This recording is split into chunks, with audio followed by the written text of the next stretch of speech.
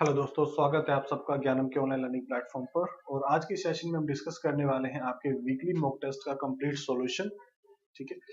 आज थोड़ा सा गला खराब है, इसलिए आपको वॉइस थोड़ी सी शायद लो नजर आ रही होगी पहले की कंपैरिजन में।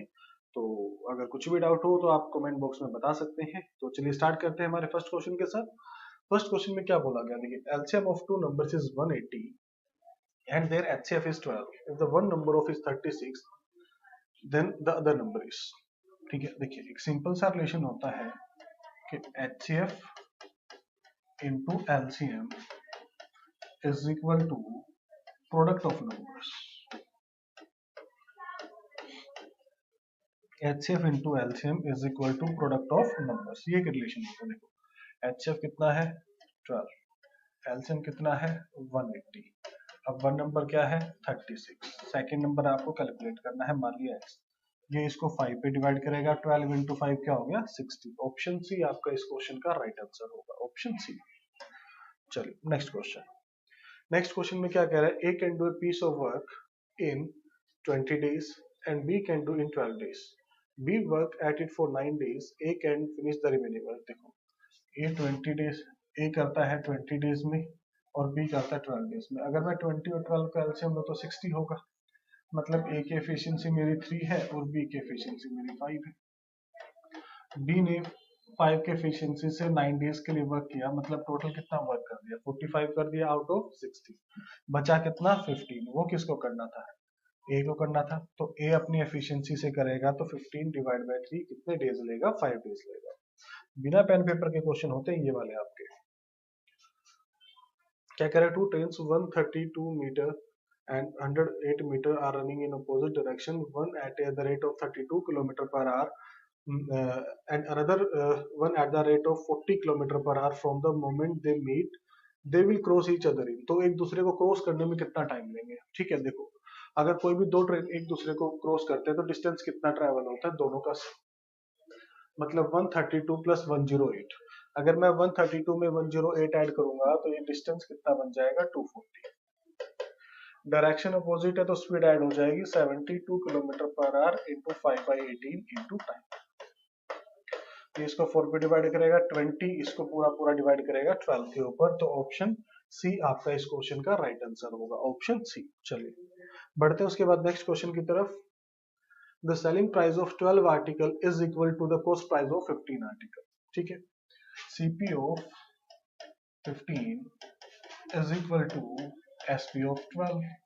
यहां से अगर हम सीपी और एसपी का रेशियो ले लेते हैं, ठीक है, सीपी और एसपी का रेशियो लेंगे तो ये बनता है 12:15, मतलब 3 का प्रॉफिट कितने के ऊपर 12 के ऊपर, कितना 1/4। और 1/4 सबको पता है किसके इक्वल होता है 25% के इक्वल होता है। किसके इक्वल होता है 25% के इक्वल होता है। चलिए नेक्स्ट क्वेश्चन। नेक्स्ट क्वेश्चन में क्या कर रहे हैं, fruit seller buys lemons at 2 for 1 rupee। दो खरीदता है 1 रुपए के हिसाब से, and sales them 5 for 3 rupee, और 5 सेल करता है 3 के हिसाब से। देखो एक चीज हमेशा याद रखना कि जितने आर्टिकल उसने खरीदे थे उतने ही वो सेल भी करेगा, तभी आप उसका ओवरऑल प्रॉफिट या लॉस कैलकुलेट कर सकते हो। तो मैं कहता हूं कि इसको भी 5 से मल्टीप्लाई कर लो, इसको 2 से, कि उसने 10 आर्टिकल 5 के खरीदे और 10 आर्टिकल 6 रुपए के बेचे। देखो 5 में खरीद के 6 में बेच रहे हैं तो 1 रुपए का प्रॉफिट हो रहा है, कितने के ऊपर 5 के ऊपर। और 1/5 का मतलब आप सबको पता है कितना होता है 20%, कितना होता है 20% होता है। चलिए नेक्स्ट क्वेश्चन। नेक्स्ट क्वेश्चन में क्या कह रहा है, two pipes A and B can separately fill a tank in 60 minute and 75 minute। A करता है 60 मिनट में और B करता है 75 मिनट में। ठीक है, there is a third pipe in the bottom of the piston to empty it if all the 3 pipes work together। अगर तीनों एक साथ काम करते हैं कि अगर A B और C तो कितने में होता है 50 मिनट में हो जाता है। अगर मैं इन सब का एलसीएम लूं, अगर मैं इन सब का एलसीएम लूं किसका 75 60 और 50 का, तो एलसीएम कितना होगा 300 होगा। तो 300 के हिसाब से ए की एफिशिएंसी कितनी है 5 है। ठीक है, बी की एफिशिएंसी कितनी है 4 है। ए प्लस बी प्लस सी की एफिशिएंसी कितनी है 6। देखो ए भरने वाला था, बी भी भरने वाला था। ए ने 5 यूनिट भरा, बी ने 4 यूनिट भरा, तो टोटल कितना भर दिया 9। बट जब तीनों ने किया तो सिर्फ 6 यूनिट भरा गया, तो मतलब सी, यहाँ से भी पता चल रहा है कि सी खाली करने वाला था। और सी कितना खाली कर रहा था 3 यूनिट, तो एलसीएम कितना था 300/3, 300 डिवाइड बाई 3 मतलब 100 इस क्वेश्चन का आपका राइट आंसर होगा। चलिए क्या कह रहे हैं, in mathematics exam student score 30% marks in the first paper out of 180, तो 30% उसने कितने में से स्कोर किया 180 में से, ठीक है। 18 into 3 मतलब पहले पेपर उसमें उसने 54 मार्क्स ले लिए, ठीक है जी। How much should he score in the second paper out of 150, दूसरे में कितना स्कोर करे कि टोटल वो कितना चाहता है 50%। देखो 150 प्लस 180 मतलब वो चाहता है 330 में से आधे नंबर ले ले सॉरी आधे नंबर ले ले, मतलब वो 165 नंबर लेना चाहता है जिसमें से 54 वो ऑलरेडी ले चुका है। तो अब बाकी जो दूसरा 150 नंबर वाला पेपर था उसमें से कितने नंबर लेगा, 111 लेगा 150 में से। 50 से डिवाइड किया 3 पे करेगा और 3 इसको 37 into 2 74 इस क्वेश्चन का आपका राइट आंसर होगा। 74 आपका इस क्वेश्चन का राइट आंसर होगा। चलिए नेक्स्ट क्वेश्चन क्या कह रहा है, in an election between two candidates one got 55% of the total votes, total valid vote, 20% of the votes are invalid if the total number of votes was 75,000। देखो 7500 total vote है, 20% invalid हो गए तो valid कितने हैं 80% है। अगर एक को 55% मिले हैं तो दूसरे को कितना मिलेगा 45 मिलेगा, ठीक है। देखो 20 से 20 कैंसिल, ठीक है। 25 से डिवाइड करेंगे 3 और 4 डिवाइड करेंगे 20, तो 45 into 60, तो 45 को 6 से मल्टीप्लाई करो 270 होता है और एक जीरो और लग जाएगी पीछे, तो 2700 इस क्वेश्चन का राइट आंसर आ जाएगा।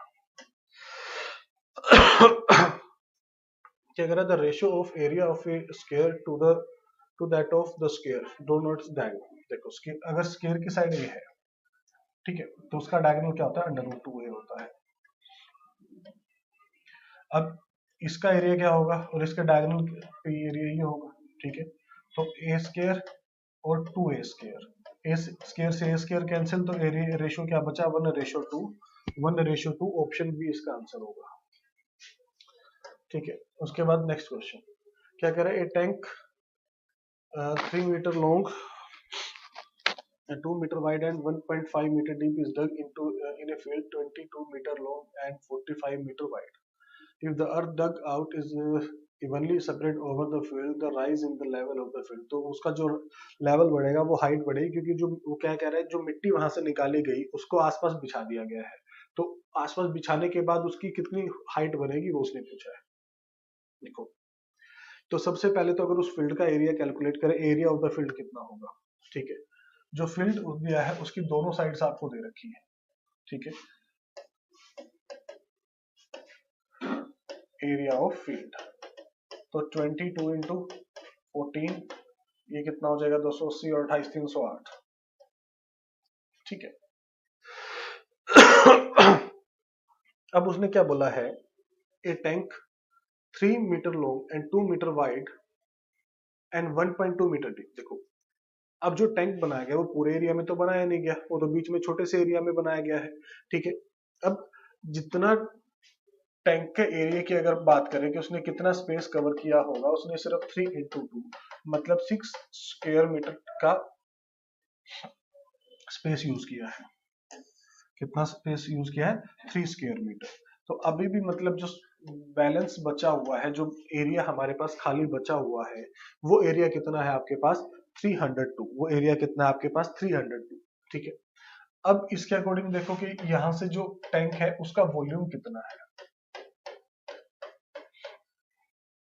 ठीक है, उसका वॉल्यूम कितना है, क्योंकि 3 2 और 1.5 था इसलिए इसको डिवाइड में लिख दिया मैंने, ठीक है। ये कितना आ जाएगा 9 आ जाएगा, ये कितना आ जाएगा 9 आ जाएगा। तो हाइट कितनी होगी, वॉल्यूम डिवाइड बाय एरिया 302, और ऑप्शन उसने सेंटीमीटर में दिए हैं तो इंटू 100 कर लो, ठीक है। देखो 900 को अगर आप 302 से डिवाइड करोगे तो 2.98 अप्रोक्स यही आंसर आएगा, ठीक है। सॉरी, चलिए उसके बाद क्या कह रहा है, the income of A and B are in the ratio 3:2, ठीक है, कि ए और बी की इनकम का रेशियो कितना है, 3:2 है, and their expense are in the ratio 5:3, और उनका जो एक्सपेंस है वो 5:3 के रेशियो में है। इफ ईच सेव 1000, अगर दोनों 1000 रुपए बचा रहे हैं,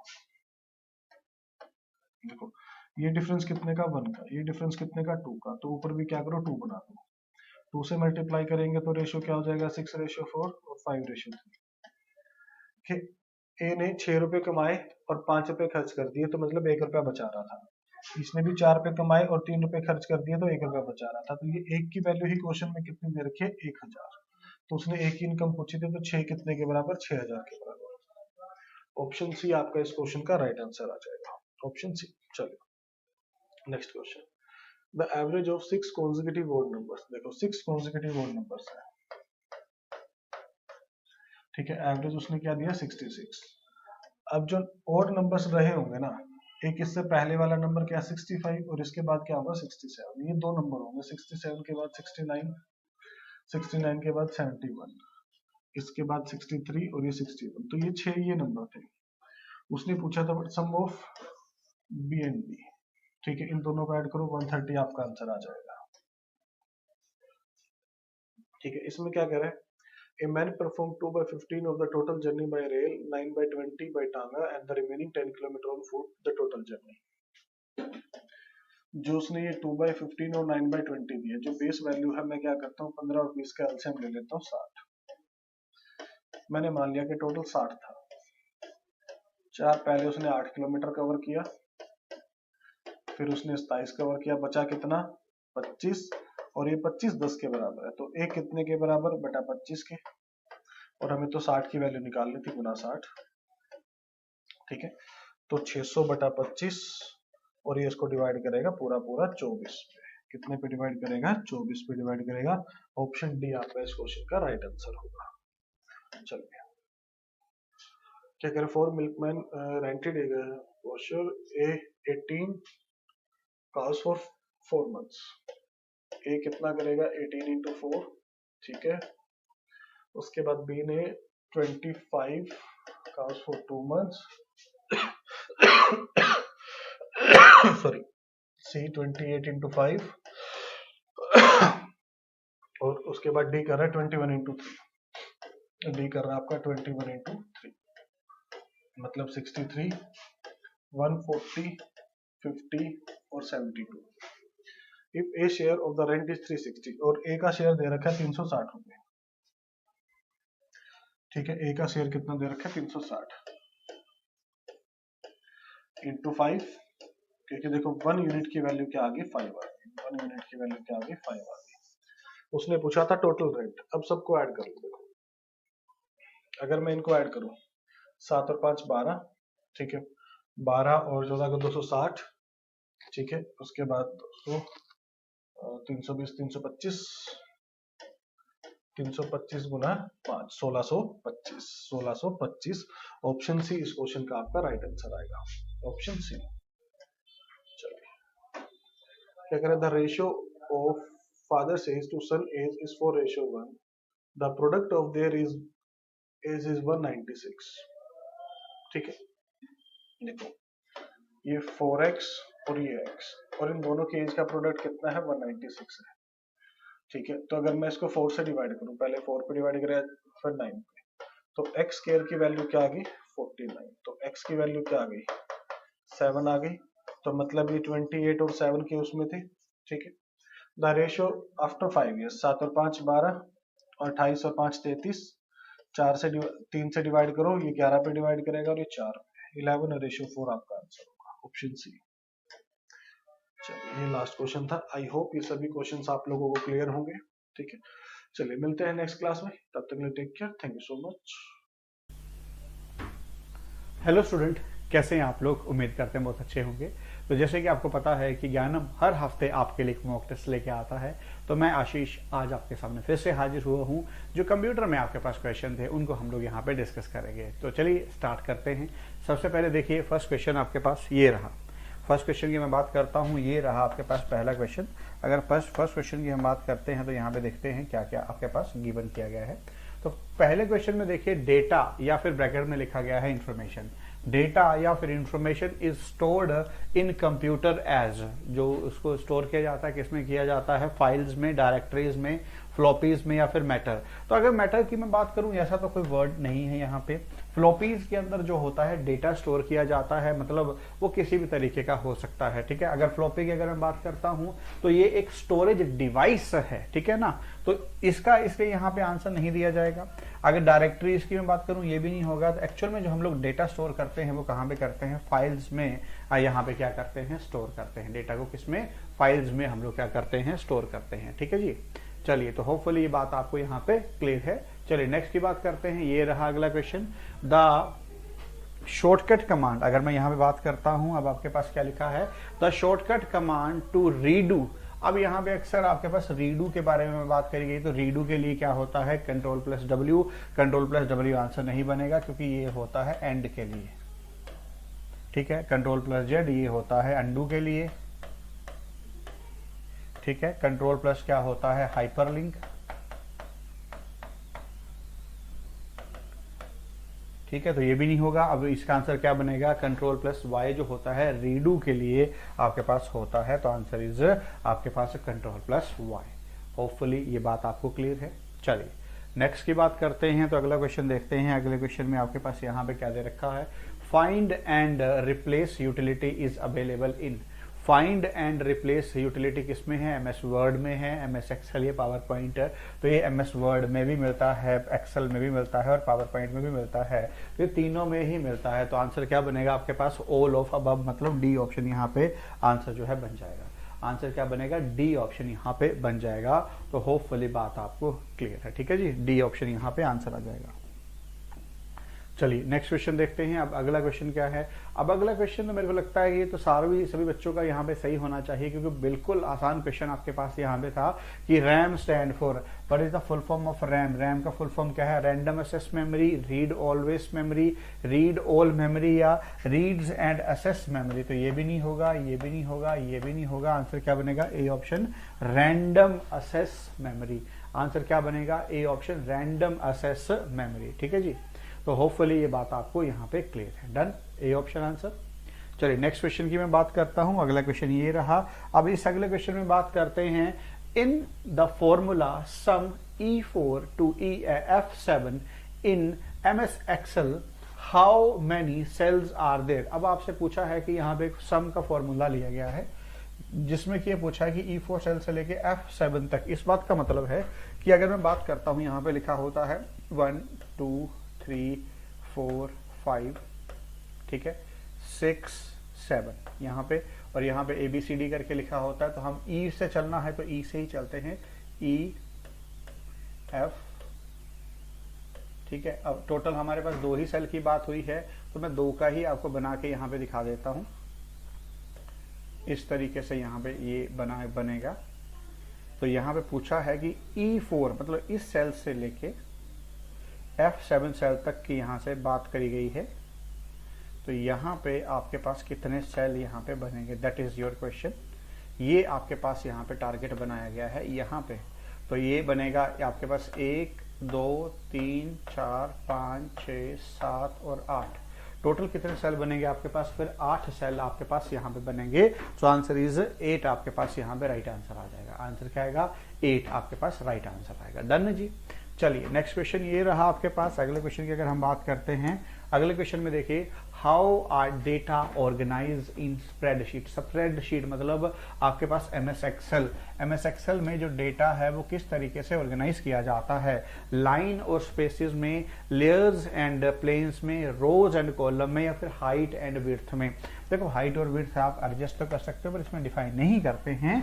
आपके पास लेयर्स में भी नहीं होता है, लाइंस एंड शेप में भी नहीं होता। इसका एग्जैक्ट आंसर क्या है, रोज एंड कॉलम। आप किसी भी डेटा को रोज और कॉलम के फॉर्मेट में क्या करते हैं, आपके पास अरेंज करते हैं। जैसे कि मैं यहाँ पे बताऊं तो आप लोग ऐसे समझेंगे इस चीज को।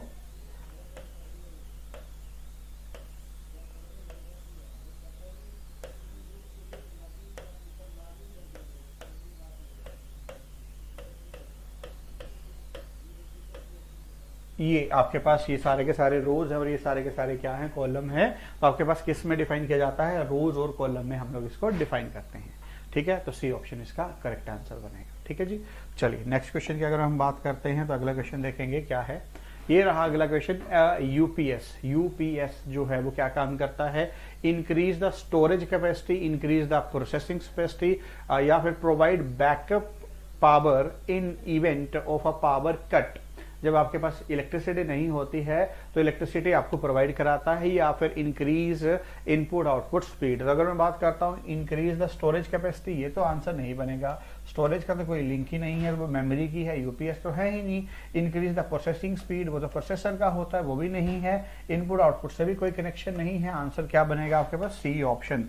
आंसर क्या बनेगा? Provide the backup power. जब इलेक्ट्रिसिटी नहीं होती है तो यूपीएस के सहारे हमारा सिस्टम 1 घंटा या 2 घंटे तक अलग अलग जगह पे काम यहाँ पे कर सकता है। So answer is C option. ठीक है जी, तो होपफुली ये भी बात आपको यहाँ पे क्लियर है। चलिए नेक्स्ट बात करते हैं। अगला क्वेश्चन है आपके पास यहाँ पे, the brain of any computer system is UPS, memory, CPU या कंट्रोल यूनिट। तो कंट्रोल यूनिट तो कंट्रोल का काम करता है, मेमोरी तो आपके पास मैनेज का काम, यूपीएस तो बैकअप के लिए। एक ही आंसर बचा है सीपीयू, एक ही आंसर बचा है सीपीयू। तो होपफुली यहां तक आप लोगों को बड़े अच्छे से ये चीजें क्लियर हुई होंगी। चलिए अगले क्वेश्चन की अगर हम बात करते हैं तो अगला क्वेश्चन ये रहा आपकी स्क्रीन के आगे। इसमें चेक करते हैं, द शॉर्टकट की for pasting copied content on document in Microsoft office. मतलब जिसको भी आपने कॉपी कर लिया, जो जिसको भी आपने पहले क्या किया था, कॉपी कर लिया है, उसको अब यहाँ पे क्या करना है? पेस्ट करना है। तो पेस्ट करने के लिए क्या आएगा? Control plus B. तो मैं यहां पे लिख देता हूं, इसका आंसर बनेगा ये डी ऑप्शन। कंट्रोल प्लस ए क्या होता है? Select all. ठीक है, कंट्रोल प्लस सी कॉपी, और इसके लिए सेव। ठीक है, तो बस आंसर जो है इसका डी ऑप्शन है, पर बाकियों का भी आपको इसी के साथ में पता चल गया कि बाकियों का क्या क्या फंक्शन यहां पे रहता है। डन है जी। चलिए तो आगे अगर मैं बात करता हूं तो अगला क्वेश्चन है आपके पास, यहां पे देखेंगे, सेलेक्टिंग टेक्स्ट मींस सिलेक्टिंग। मतलब आप किसी टेक्स्ट को सिलेक्ट करना चाहते हैं तो उसका क्या कैसे कैसे वो किया जा सकता है। एक अ वर्ड, मतलब सिंगल वर्ड करके वो किया जा सकता है, अ कंप्लीट लाइन, एक पूरी लाइन हो सकती है, या एंटायर सेंटेंस। तो अगर मैं बात करता हूं तो एक सिंगल वर्ड को भी किया जा सकता है, सिंगल लाइन को भी किया जा सकता है, या एंटायर सेंटेंस को भी किया जा सकता है। So answer is D option. Answer is D option. क्या है? पूरे के पूरे तीनों के तीनों सही हैं, एक करके भी, लाइन भी और इकट्ठा सभी को भी किया जा सकता है। तो आंसर इज डी ऑप्शन। ठीक है जी। चलिए, तो यहां पे जुड़ने के लिए बहुत बहुत धन्यवाद। Thank you class. Hello student, कैसे हैं आप लोग?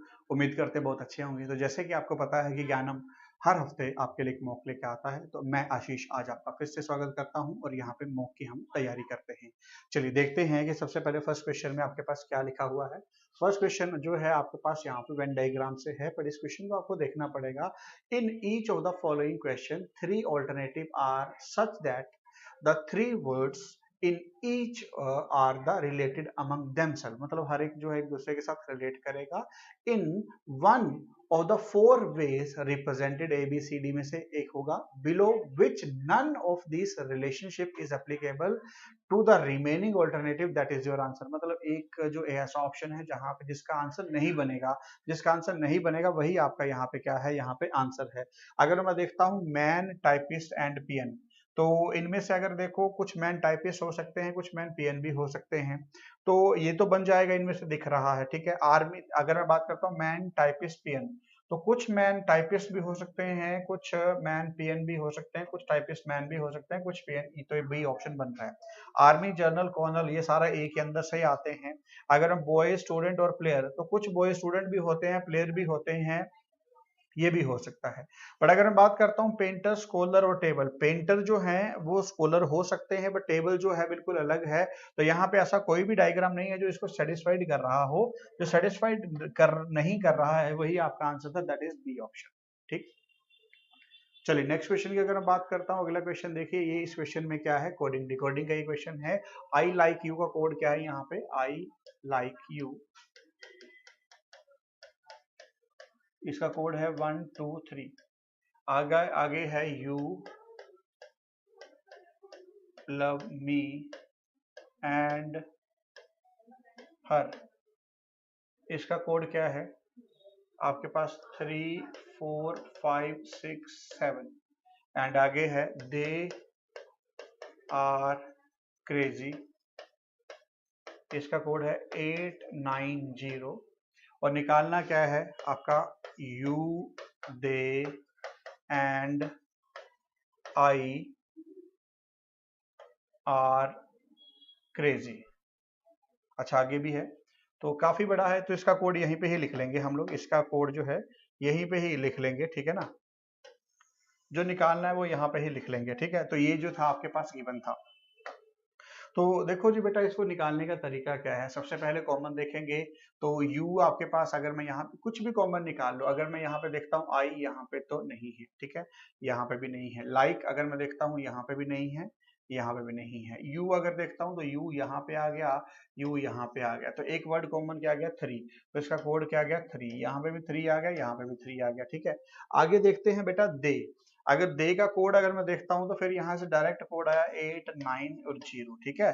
तो अगर दे का कोड आया आपके पास 8, 9 का एंड का कोड अगर मैं देखता हूं एंड यहाँ पे ही लिखा हुआ है आपके पास तो 6, तो यहाँ पे 6, आई का अगर देखता हूं तो आई का क्या आ गया 1, आर की अगर मैं बात करता हूं तो आर का आपके पास यहाँ पे क्या आ गया 9, क्रेजी की अगर मैं बात करता हूँ 0 और एंड की अगर बात करता हूं तो 6 है, लव की अगर मैं बात करता हूं तो आपके पास 4 है और हर की अगर मैं बात करता हूं तो ये 7 है, ठीक है। तो बेटा यहाँ पे अगर हम बात करते हैं तो ये इसका जो है आंसर जो है बन रहा है, चेक करेंगे कि कौन सा इसका आंसर जो है, मिटा लेते हैं पहले। हाँ तो 386190647, तो अगर हम यहाँ पे देखते हैं तो 38619 ए कैंसिल, ये तो सबसे पहले कैंसिल हो गया बेटा, ठीक है। आगे अगर बात करता हूँ 386 ये भी कैंसिल हो गया, 386 381 ये भी कैंसिल हो गया, अगर देखता हूँ 386190647, हाँ बेटा ये बिल्कुल सही हो रहा है, तो आंसर क्या बनेगा डी ऑप्शन। कई बार ऐसा भी आ जाता है तो आपको पूरा ये बना के ही देखना पड़ेगा। डन, चलिए तो आगे फिर हम बढ़ते हैं यहाँ से, चलिए नेक्स्ट क्वेश्चन देखते हैं, ये रहा अगला क्वेश्चन।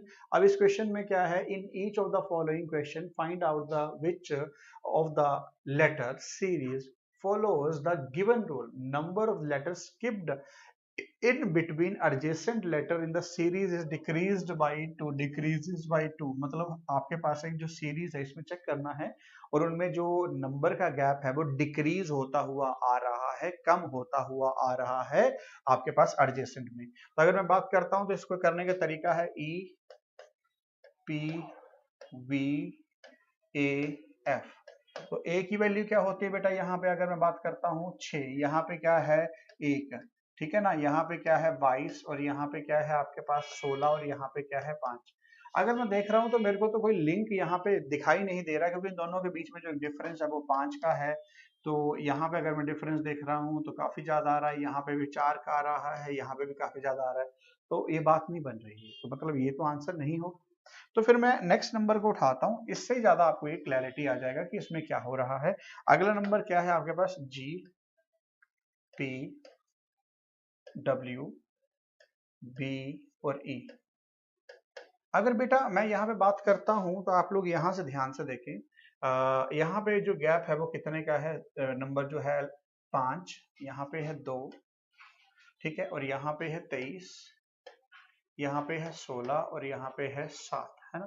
तो अगर मैं बात करता हूँ इन दोनों के बीच में अगर बात करी जाए तो बी के बाद सी और डी का गैप है, मतलब 2 का गैप है, तो अगर हम यहाँ पे एक देख लें कि इनके बीच में जो गैप है वो कितने का गैप आया है, 2 का। आगे अगर मैं इन दोनों के बाद में बात करता हूँ तो W की वैल्यू क्या होती है आपके पास 23, तो 24, मतलब W X Y Z और A, तो इन दोनों के बीच में जो गैप आया है वो कितने का आया है बेटा, 4 का। अगर मैं बात करूं 16 से 23 की, तो 16 के बाद है आपके पास 17, 18, 19, 20, 21 और 22, तो 1 2 3 4 5 6, ठीक है, तो यहाँ पे जो गैप आया है वो कितने का आया है 6। देखो 2 का गैप आ गया, 4 का गैप आ गया, 6 का गैप आ गया, तो इन दोनों के बीच में 8 का गैप है। तो यही तो हमें चाहिए था कि डिक्रीजिंग ऑर्डर में बाई किस कितने का चाहिए था, 2 का चाहिए था। तो पहले गैप कितने का आ गया 2 का, फिर आगे 2 का, फिर आगे आपके पास 2 का। तो 2 का गैप आपके पास यहाँ पे आ रहा है और डिक्रीजिंग ऑर्डर में है, तो आंसर क्या बनेगा आपके पास यहाँ पे बी ऑप्शन आपका आंसर बनेगा। बी ऑप्शन क्या है आंसर बनेगा। तो होपफुली ये बात आपको क्लियर है। ठीक है, चलिए ये भी आपको क्लियर है। चलिए नेक्स्ट क्वेश्चन की अगर मैं बात करता हूं तो ये रहा अगला क्वेश्चन। अगला क्वेश्चन देखिए, find the wrong term in the series. आपको रोंग टर्म निकालना है। तो अगर मैं बात करता हूं आपके पास जो नंबर है वो ये है 3 है, 4, 10, 32, 136, 685, 4116। अगर मैं यहाँ पे बात करता हूँ तो यहाँ से अगर यहाँ पे गए हैं तो क्या हुआ है, सबसे पहले 3 से 4 के ऊपर जाने के लिए मल्टीप्लाई किया गया 1 से प्लस ऑफ 1। आगे अगर मैं बात करता हूँ मल्टीप्लाई 2 करेंगे, प्लस ऑफ 2 करेंगे, 4 इंटू 2 8, 8 प्लस 2 10। आगे करेंगे मल्टीप्लाई 3 मतलब 30 और आगे यहाँ पे आएगा 33। अगर देखो बेटा अगर मैं यहाँ पे बात करता हूँ तो ये तो सीरीज मिल रही है इंटू 1 प्लस 1 है, इंटू 2 प्लस 2, इंटू 3 प्लस 3 आगे होना चाहिए था। तो 10 इंटू 3 करते 30 प्लस 3 33 आएगा। तो यहाँ पे यही आपका ऑड वन आउट आ जाएगा। क्योंकि आपके पास 33 आना था। चाहे तो आगे आप करके देख लेंगे, into 4 plus of 4, into 5 plus of 5 और इंटू 6 प्लस ऑफ 6 करेंगे तो सीरीज बन जाएगी। Answer is B option. तो ये रॉन्ग सीरीज भी आपके पास आ जाता है, इस तरीके से इसे सॉल्व किया जाता है। डन। चलिए ये रहा नेक्स्ट क्वेश्चन। अब अगला क्वेश्चन देखिए, अगले क्वेश्चन में अगर मैं बात करता हूँ, अगला क्वेश्चन जो है वो क्या है, कैलेंडर से है। अगले क्वेश्चन में देखिए क्या लिखा है, दीपा मेट सोनम ऑन 28 अगस्त 2008। मतलब ये इस टाइम पे मिलती है। विच वॉज थर्सडे, मतलब ये लिखा है 28, यहाँ पे लिखा है कि 28 अगस्त को 2008 को क्या है आपके पास यहाँ पे थर्सडे। ठीक है, यहाँ पे ये है। देन उसके बाद आगे क्या है, and promise to met her again on the month of December of the next year. और दिसंबर में मिलना है अगले साल, बट ओनली ऑन सैटरडे। और कब मिलना है आपके पास, सैटरडे वाले दिन ही आपको यहाँ पे मिलना है। ये आपसे पूछा गया है। On which of the following day could Deepa met with Sonam. तो आपको ये बताना है कि किस दिन ये आपके पास सेम दिन आएगा। तो देखो बेटा 2008 के बाद अगले साल मिलना है, नेक्स्ट ईयर की बात है, मतलब 2009 की बात करी गई है। तो पहले तो सीधा यहाँ पे आ जाओ कि 28 अगस्त 2009 को क्या आएगा। अगर दो इसमें आओगे तो सीधा एक दिन आएगा, क्या आएगा, फ्राइडे। इसमें सीधा आ जाओ आपके पास, यहाँ पे क्या आएगा, फ्राइडे। ठीक है, हाँ जी। तो आपके पास यहाँ पे तो ये है।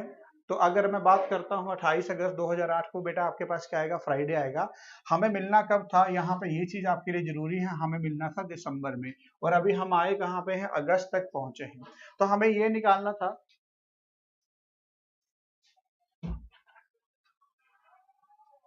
है ना। तो अगर मैं बात करता हूँ यहाँ पे ये था आपके पास, देखिए तो दिसंबर में हमें मिलना है। तो अगर मैं पहले आप अगस्त के दिन ले लीजिए, अगस्त से चलना कहाँ तक है, दिसंबर। तो हमें मालूम है कि ओड डे निकाल के ये किया जा सकता है। तो अगर मैं यहाँ पे बात करता हूँ अगस्त 28 से चल के 28, 29, 30 और 31, तो इंक्लूडिंग 28 को करके 4 ओड डे किसके आ जाएंगे आपके पास, अगस्त के। अगस्त के बाद आएगा सितंबर, सितंबर के ओड डे कितने आएंगे आपके पास, 2। ठीक है, सितंबर के बाद आएगा अक्टूबर, अक्टूबर के कितने आएंगे, 3। नवंबर के आएंगे 2। ठीक है ना। तो आपको ये मालूम है कि आपके पास अगस्त के 4 और डे आगे आपके पास, अगस्त के बाद आ गया सितंबर, अक्टूबर, नवंबर, नवंबर के भी आगे 2। क्योंकि दिसंबर तक तो आपको जाना है। तो यहाँ पे ओड डे आप लोगों ने कर लिया, प्लस डिवाइडेड बाय 7, 4 प्लस 3 7, और ओड डे कितने बच गए बेटा आपके पास, 4। 4 और 3 7 हमने काट दिया, ओड डे कितने बच गए, 4 ओड डे। ठीक है, 4 ओड डे आपके पास यहाँ पे बच गए। तो अभी तो ये निकला है आपके पास नवंबर तक। ठीक है, हमने एक नवंबर पूरा सॉल्व कर लिया है। तो नवंबर में आपके पास ओड डे कितने आए, 4। अगर यहाँ पे पहले फ्राइडे था, फ्राइडे के बाद क्या आएगा, सैटरडे, संडे और मंडे। तो 1 2 3 और 4, मतलब यहाँ पे क्या रहा होगा मंडे। हमें जाना कहाँ तक था, हमें जाना था सैटरडे तक, हमें जाना कहाँ तक था, सैटरडे तक। तो अगर आपके पास यहाँ पे मंडे आया तो मंडे जो था, मंडे के बाद Tuesday, Wednesday, Thursday, Friday, Saturday.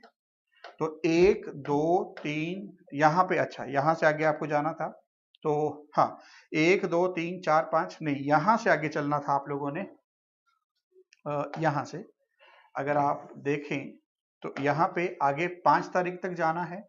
तो यहाँ पे तो मंडे था ही था, 1 2 3 4 5, मतलब 5 को आपके पास यहाँ पे क्या रहा होगा, 5 को आपके पास यहाँ पे क्या रहा होगा, सैटरडे यहाँ पे आया होगा। 5 तारीख को क्या आया होगा, सैटरडे आया होगा। अगर 5 को सैटरडे आया तो बाकी तो अब सारा निकल ही गया, 5 12 19 26, ये तो सारा का सारा आ ही गया।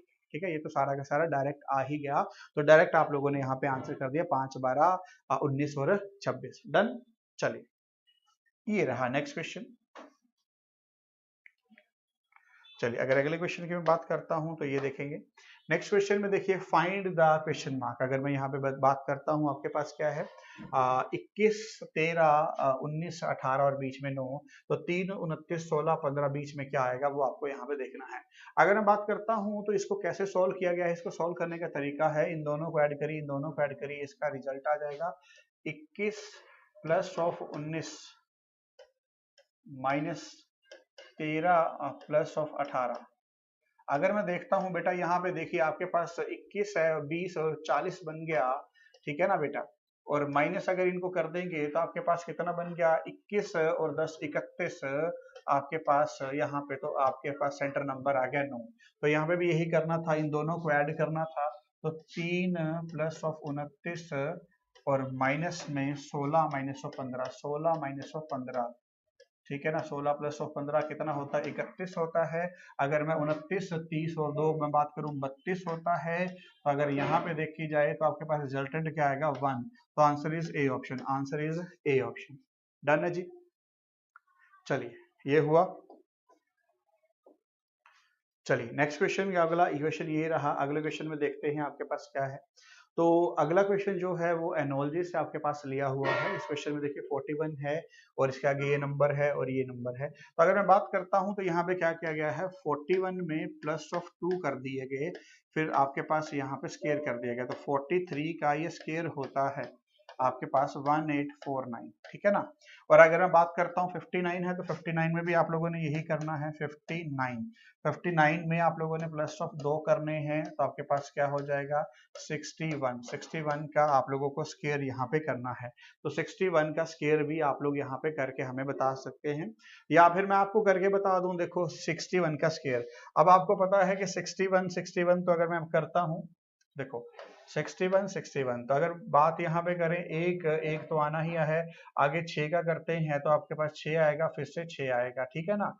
तो यहाँ पे 1 7 और 3 6, तो आपके पास आंसर क्या आया, 3 6, कुछ गड़बड़ हो गई है मेरे को लगता है, नहीं मैं चेक कर लेता हूँ। 61 इंटू 61 1 का, अच्छा 6 आएगा ना यहाँ पे, हाँ ठीक है। तो 6 6 12 बेटा, यहाँ पे ये आएगा 3। ये देखिए ये यहाँ पे गड़बड़ हो गई थी, इसको सेट कर लेते हैं। लीजिए बेटा, तो यहाँ पे आपके पास 61 आ गया, आपके पास 61। लीजिए बेटा 61,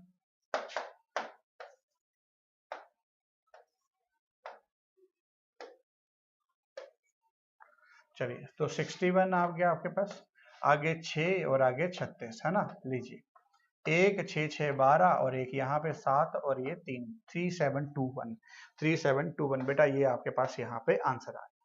होपफुली ये थोड़ा बीच में रुक गया था, तो ठीक है। चलिए हाँ, नेक्स्ट क्वेश्चन ये रहा आपके पास। अब इस क्वेश्चन की अगर मैं बात करता हूं तो यहाँ पे देख लेते हैं आपके पास इस सिंबल में क्या लिखा गया है, देख लेंगे। तो सबसे पहले अगर मैं बात करता हूँ, देखिए आपके पास सारे सिंबल यहाँ से पता चल जाएंगे। तो सबसे पहले है Q means the brother of, है ना। तो अगर यहाँ पे सिंबल, एक सेकंड दीजिए मैं चेक करवा लेता हूँ कि सिंबल में क्या लिखा गया है। हाँ जी एक सेकंड दीजिएगा जरा, मैं चेक करवा लूँ सिंबल में क्या लिखा गया है। हाँ जी, सबसे पहले अगर मैं बात करता हूँ यहाँ पे सिंबल में है आपके पास कॉपीराइट। सबसे पहले यहाँ पे सिंबल में है यहाँ पे कॉपीराइट। हाँ, अगर कॉपीराइट है तो यहाँ पे देखिए Q means is the brother. तो बेटा यहाँ पे ना एक चीज समझिए, ये रिलेशन जो है वो क्या है, राइट टू लेफ्ट है ना। और अगला है उल्टा दे रखा था यहाँ पे, हैश का मीनिंग क्या है, डॉटर, और डॉटर का मीनिंग है यहाँ पे एल टू आर। तो यहाँ पे एल टू आर लिख लीजिए, लेफ्ट टू राइट। और यहाँ पे क्यू टू आर है, आर टू एल मतलब, ठीक है ना। Q is the sister, equal to का मीनिंग, अगर फिर ये साइन बना हुआ है left to right, left to right. आगे है आपके पास प्लस का मीनिंग, आपके पास फादर, यहाँ पे लेफ्ट टू राइट। और आगे है एट द रेट का मीनिंग, अगेन फिर से यहाँ पे क्या है, मदर, यहाँ पे भी क्या है, लेफ्ट टू राइट। बेटा सबसे पहले तो यही समझना पड़ेगा कि यहाँ पे कौन सा आंसर हो सकता है, ठीक है ना। अब यहाँ पे बताना क्या है, which of the following indicate the C is the paternal uncle of D. अब सी को पैटर्नल अंकल बनाना है। अब सी तो आपके पास पैटर्नल अंकल बनाना है तो एक करके चेक करना पड़ेगा। तो सी सबसे पहले यहाँ पे फर्स्ट इक्वेशन में है और ये सिंबल है आपके पास ये। तो अब यहाँ पे मैं बात करता हूँ, अब आपके पास ये सिंबल है तो दोनों में यही है आपके पास, है ना।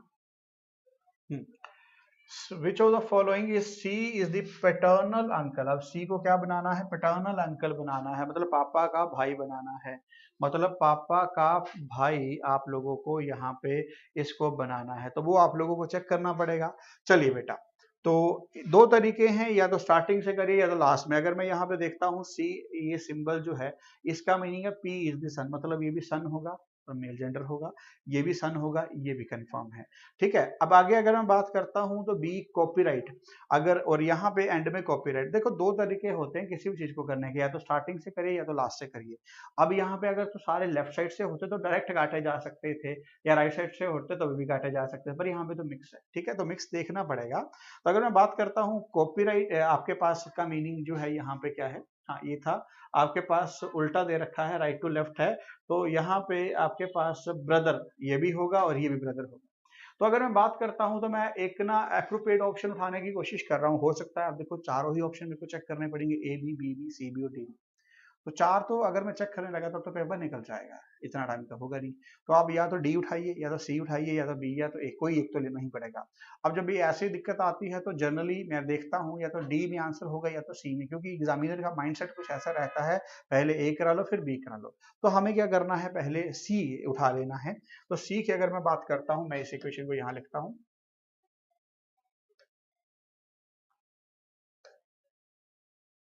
L,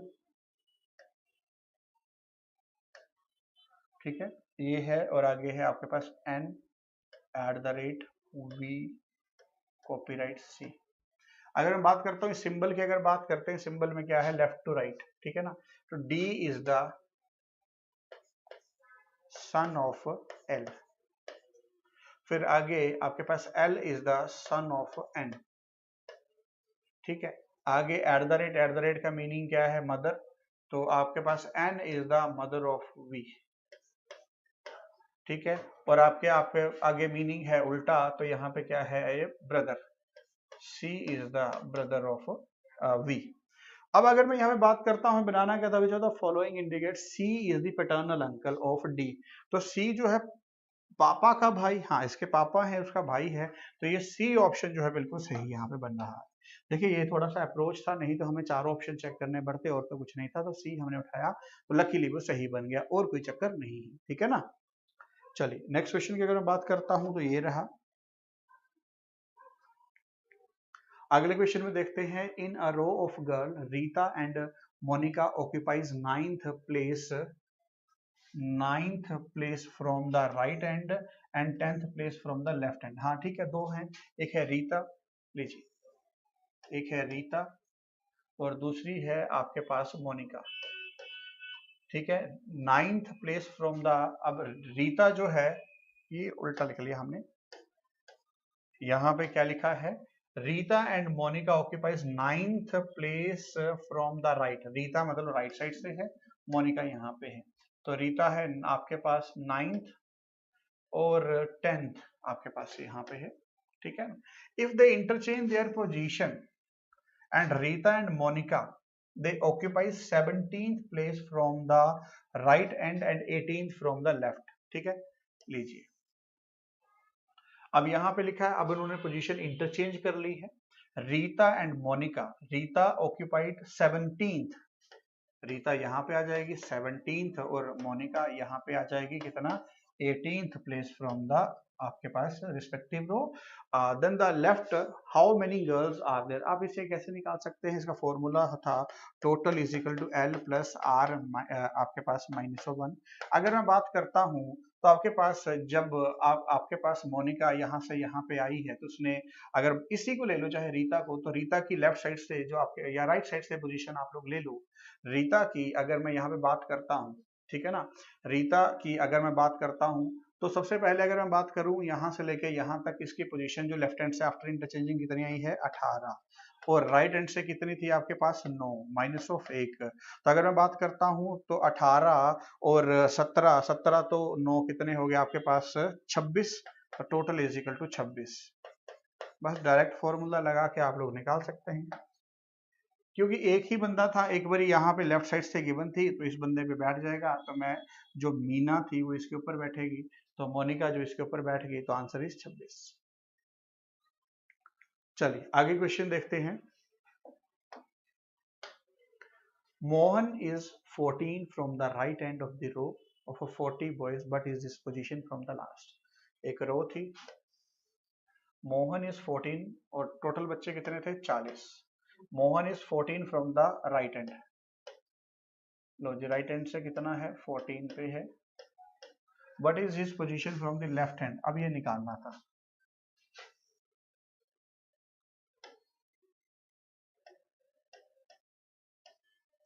total is equal to L plus R -1। Total 40 है, लेफ्ट निकालना है, राइट साइड से कितना है आपके पास 14 -1, तो यहाँ पे 40 plus L is minus of plus of 13, so L is equal to 40 -13, तो आप लोग देख सकते हैं कितना आएगा आपके पास 27, यहाँ पे आंसर आ गया 27, ठीक है ना, तो यहाँ पे आंसर क्या आ गया 27, आपका डायरेक्ट आंसर आ गया। तो होपफुली बात ये भी क्लियर है, ठीक है जी।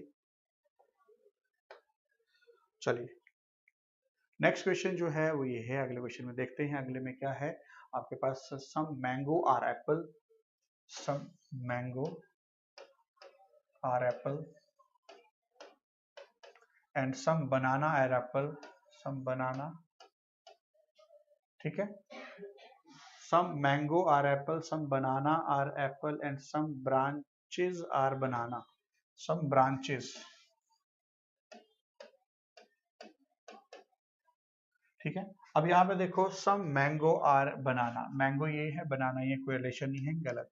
अगला some branches are apple, some branches are apple, कोई रिलेशन नहीं है, गलत। अगला है some branches are mango, some branches are mango, कोई रिलेशन नहीं है, गलत। अगला है all apple are mango, all apple are mango, गलत, चारों के चारों गलत। अब चारों के चारों है तो आइदर तो हो सकता था, पर आइदर तो ऑप्शन में नहीं है, तो answer is none follows, answer is none follows, ठीक है जी। चलिए नेक्स्ट की बात करते हैं, अगला क्वेश्चन ये रहा। अगले क्वेश्चन में अगर देखते हैं, अगले क्वेश्चन में क्या है, इंटरचेंजिंग का क्वेश्चन है, ठीक है, और इसमें ये बताना है कि कौन सा। तो अब आपको बाल पता ही है कि फिर से हमें चारों के चारों ऑप्शन उठा के देखने पड़ेंगे, तो पहले उठा लेते हैं first, 5 + 3 - 5 × 5 divided by 1 is equal to 15। तो पहला क्या था, मल्टीप्लाई की जगह पे प्लस, मल्टीप्लाई की जगह पे माइनस और माइनस की जगह पे मल्टीप्लाई, माइनस की जगह पे मल्टीप्लाई है, ठीक है ना, और मल्टीप्लाई की जगह पे माइनस है, बाकी सारा वैसे ही आएगा। 5 + 3 5 5 divided by 1 is equal to 15। हाँ जी, तो ये आप लोगों को यहाँ पे चेक करना है।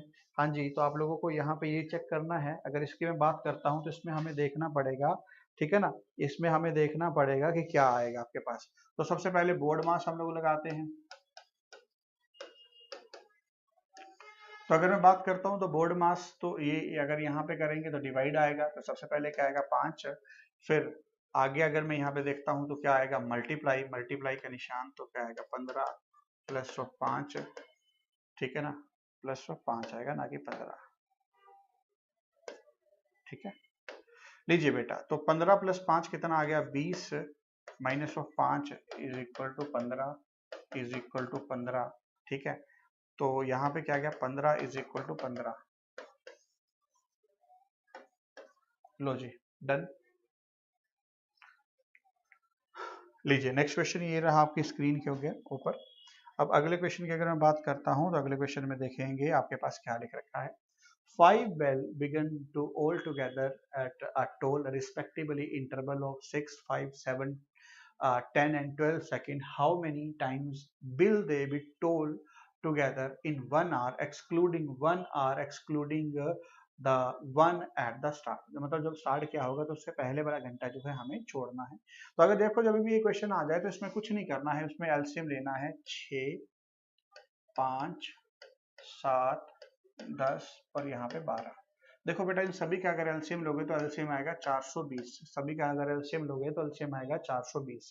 अब 420 क्या है आपके पास सेकंड है यहाँ पे, तो सेकंड को अगर मैं मिनट में करता हूँ तो किससे कन्वर्ट करना पड़ेगा मेरे को 60 से, तो 7 से आज हो जाएगा आपके पास 7 मिनट। अगर मैं यहाँ पे देखता हूँ तो आपको मेरे को यहाँ पे ये पता लगेगा कि हर 7वें मिनट में ये बात आपके पास हो रही है।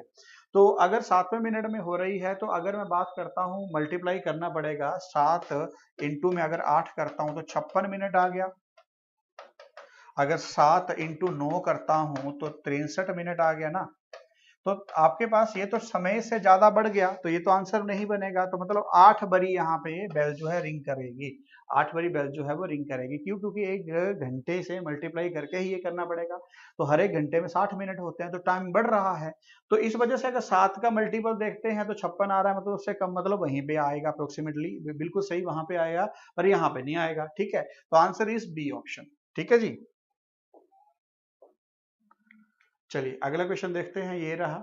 नेक्स्ट क्वेश्चन में देखिए आपके पास ओड वन आउट निकालना है। Does not in the group follow in the group skull, appendix, pelvis and fibula. अगर मैं बात करता हूं यहाँ पे देखिए बेटा, यहाँ पे बहुत ही आसान क्वेश्चन है ये।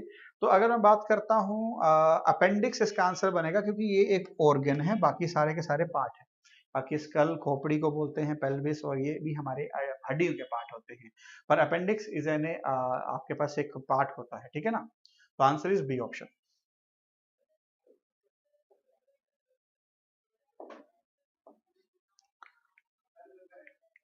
चलिए अगला क्वेश्चन देखते हैं। अगला क्वेश्चन क्या है आपके पास? Raj travel from point X and start from point Y at a distance of 80 metre. ठीक है ना, आपके पास ही अब 80 मीटर का डिस्टेंस करता है। अब आपके पास यहाँ पे देखो एक एक्स पॉइंट है, point x in the state x, और आपके पास 80 मीटर। He turn right. अब राज मान लीजिए एक्स पॉइंट यहाँ पे था और वाई पॉइंट यहाँ पे था, और इन दोनों के बीच में जो डिस्टेंस है वो है 80 meter. He turn right and walk 50 meter. लीजिए राइट ले लीजिए यहाँ से 50 meter.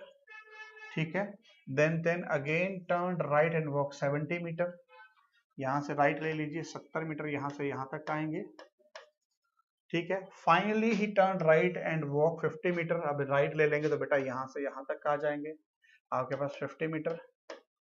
How far he from the starting point? तो स्टार्टिंग पॉइंट से अगर मैं यहाँ से लेके यहाँ तक का बात करूँ तो 10 ही आएगा, क्योंकि अगर यहाँ से लेके यहाँ तक 70 है, यहाँ से लेके यहाँ तक 70 है, तो आंसर क्या बनेगा? 10 मीटर। इसे जैसे मर्जी कर लीजिए, आंसर बराबर ही आएगा, क्योंकि डिस्टेंस तो सभी जगह बराबर ही आना है। क्योंकि डिस्टेंस पूछा था, आगे डायरेक्शन होती तो दिक्कत आ जाती, तो इसलिए आप ऐसे भी कर सकते हैं। ठीक है ना, चलिए तो जुड़ने के लिए सभी का बहुत बहुत धन्यवाद। Thank you.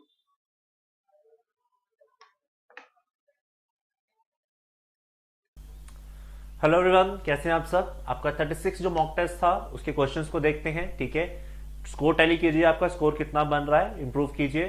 ठीक है, चलिए पहला क्वेश्चन देखते हैं आपका। Where was the concept of written constitution was first born? लिखित संविधान का पहला प्रावधान आपको कहां पर दिखता है? तो it was done in the USA. ठीक है, देखो अनरिटन कॉन्स्टिट्यूशन का मतलब ये नहीं होता कि वो लिखा नहीं हुआ है, लिखा होता है लेकिन अलग अलग पार्ट्स में, उसको कंपाइल अप करके एक जगह नहीं रखा होता। ठीक है, तो जो रिटन कॉन्स्टिट्यूशन होते हैं वो एक सिमेट्रिकल फॉर्म में होते हैं, कंपाइल्ड होते हैं प्रॉपर। ठीक है, the contingency fund of India has been placed at the disposal of which of the following authorities? ठीक है, कि आपके देश में कंटीजेंसी फंड को कौन रेगुलेट करता है, कौन उसको वर्कआउट करवाता है? तो प्रेसिडेंट ऑफ इंडिया के उस अंडर चलता है, यानी वो जब तक साइन नहीं करेगा तब तक आप कंटीजेंसी फंड से पैसे नहीं निकाल सकते। ठीक है, of the following words in the preamble to the constitution which one is not inserted through the constitution's 42nd amendment act 1976? 1976 के अंदर जो प्रियम्बल में चेंजेस किए गए थे, जो आपकी 42nd अमेंडमेंट था कॉन्स्टिट्यूशन का, उसमें से इनमें से कौन सा वर्ड है जो ऐड नहीं किया गया है? तो आंसर क्या हो जाएगा? डिग्निटी। ठीक है। Andhra Pradesh was the first state created on linguistic basis in which year? ठीक है। भाषा के आधार पर बनने वाला पहला राज्य आपके पास कौन सा था? आंध्र प्रदेश था। और ये कब बना है? 1953 में बना है। ठीक है। Which one of the following is not a union territory? इसमें से कौन सी यूनियन टेरिटरी नहीं है? बहुत आसान क्वेश्चन है। गोवा यूनियन टेरिटरी नहीं है। Which of the following rights is not guaranteed by the constitution of India at present as a fundamental right? इनमें से कौन सा आपका राइट फंडामेंटल राइट के तौर पे अवेलेबल नहीं है? तो right to property. 44th amendment 1978 के बाद इसको टोटली खत्म कर दिया गया था। विच one of the following indicates economic growth? इनमें से कौन सा आपका इकोनॉमिक ग्रोथ का इंडिकेटर होता है? तो जीडीपी होता है इसमें से। ठीक है। सीपीआई, डब्ल्यूपीआई इन्फ्लेशन बताती है। एमपीसी आपकी जो मॉनेटरी पॉलिसी कमेटी है, ये सिर्फ मनी को रेगुलेट करती है through the RBI functions. Which one of the following is the brightest planet in the solar system? तो सोलर सिस्टम में सबसे ब्राइटेस्ट प्लैनेट आपके पास कौन सा है? वीनस है। इसे मॉर्निंग स्टार और इवनिंग स्टार भी कहा जाता है। ठीक है। Which one of the following is true about 21 March with respect to the revolution of the earth? 21 मार्च के हिसाब से अगर धरती का जो हम परिक्रमा देख रहे हैं उसमें से क्या ट्रू है? On this day there was a vernal equinox. ठीक है। दिन और रात, जब 12-12 घंटे के दिन, 12 घंटे की रात आपकी इक्वल हो जाती है, उसे वर्नल इक्विनॉक्स कहा जाता है। एक इक्विनॉक्स आपका होता है ऑटोमन इक्विनॉक्स। ठीक है। जो आपके सितंबर के अंदर आता है। ठीक है। Vernal equinox, autumn equinox. Which among the following was not a pre Indian National Congress organisation? इनमें से कौन सी ऐसी है जो प्री आईएनसी मतलब इंडियन नेशनल कांग्रेस से पहले नहीं बनी थी? नॉट की फॉर्म में क्वेश्चन पूछा गया है। तो सर्वेंट्स ऑफ इंडियन सोसाइटी, ये गोपाल कृष्ण गोखले ने 1905 में खोली थी। ठीक है। Who among the following was the governor of Deccan for the major part of Shahjahan regime? जब शाहजहां मुगल बादशाह हुआ करते थे भारत के, तो दक्खन के जो गवर्नर थे, राज्यपाल थे, वो कौन थे आपके पास? औरंगजेब हुआ करते थे। ठीक है। The only session of the Indian National Congress presided over by Mahatma Gandhi? बड़ा इंपॉर्टेंट क्वेश्चन है। पूरे अपने पॉलिटिकल करियर में महात्मा गांधी ने इंडियन नेशनल कांग्रेस की प्रेसिडेंसी यानी अध्यक्षता सिर्फ एक ही बार की थी। वो कब की थी? आपकी बेलगांव सेशन 1924 कर्नाटका के अंदर। ठीक है। Which one of the following animals was not presented on the seals and terracotta of the Harappan culture? वो कहता है हड़प्पा की जो कल्चर है उसमें से इनमें से कौन सा एनिमल दर्शाया नहीं गया है? ठीक है। तो it was cow. Elephant, rhinoceros, tiger, deer, ये आपके एलिफेंट्स उसमें अवेलेबल है, लेकिन काउ उसमें अवेलेबल नहीं थी। Dash became the first state to achieve the 100% COVID vaccination of second dose for the entire eligible population?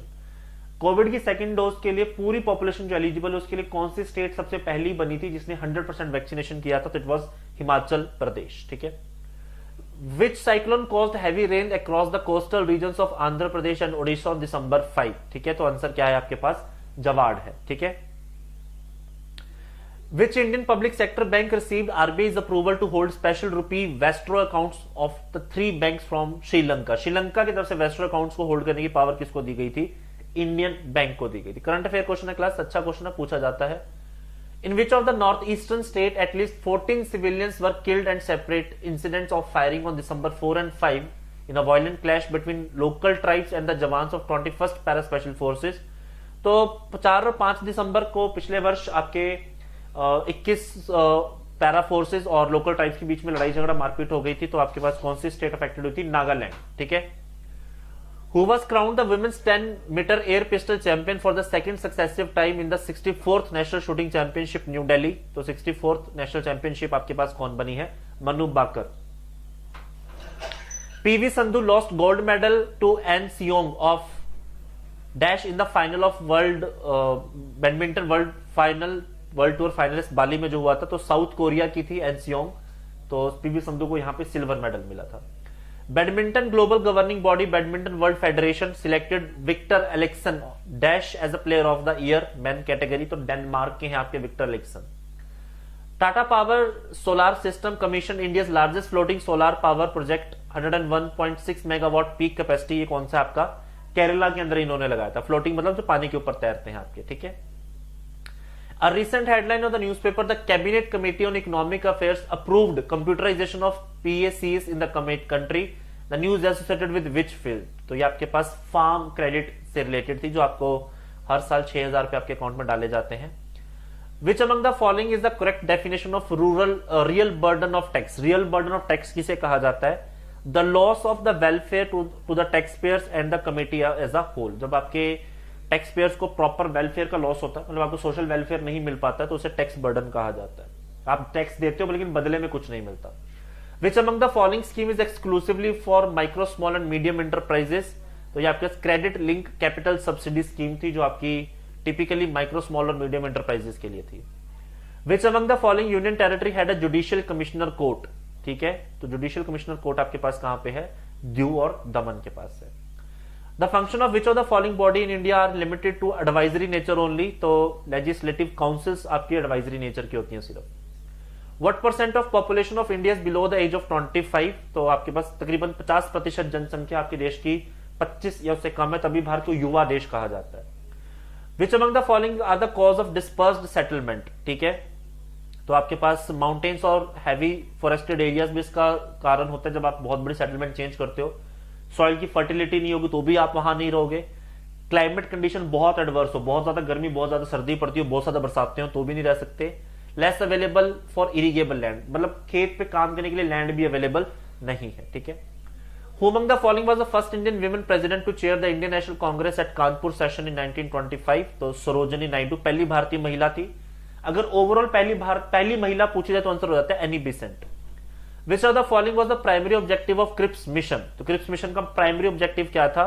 To set up a constitution making body, संविधान बनाने के लिए एक बॉडी का निर्माण किया जाएगा। तो ये सारे क्वेश्चन थे हमारे 36 मॉक टेस्ट से। अपने स्कोर को टैली कीजिए, देखिए कितने स्कोर बन रहे हैं। ओवरऑल स्कोर को टैली कीजिए, पिछले स्कोर से कंपेयर कीजिए, आपने जितने टेस्ट दिए उनको सबको टैली कीजिए, सो दैट आपको पता लगे आप कितना प्रोग्रेस कर रहे हो। Thank you so much, God bless you. Hi everyone, welcome to Gyanam. तो स्टूडेंट्स, आज के इस सेशन में हम डिस्कस करेंगे मॉक नंबर 36, राइट। तो 36 का जो इंग्लिश वाला सेक्शन है उसके 10 to 15 क्वेश्चंस हैं जिनको हम डिस्कस करेंगे।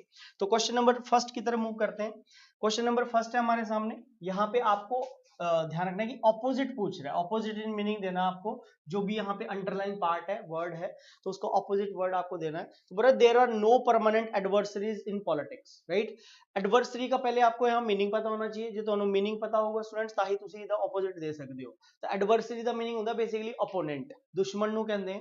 he is my opponent, he is my adversary, he is my enemy, enemy बोल सकते हो, enmity बोल सकते हो, foe भी एक वर्ड ਹੁੰਦਾ है, राइट। ਤਾਂ ਐਡਵਰਸਰੀ ਦਾ opposite ਕੀ ਹੋਏਗਾ ਇੱਥੇ? वो कहता there are no permanent adversaries in politics, मतलब परमानेंट एडवर्सरी, दुश्मन नहीं रहंदे राजनीति च। तो एसोसिएट्स हो सकता है ऑपोजिट, एलीज हो सकता है, कोलैबोरेटर्स हो सकता है, पार्टनर्स हो सकता है।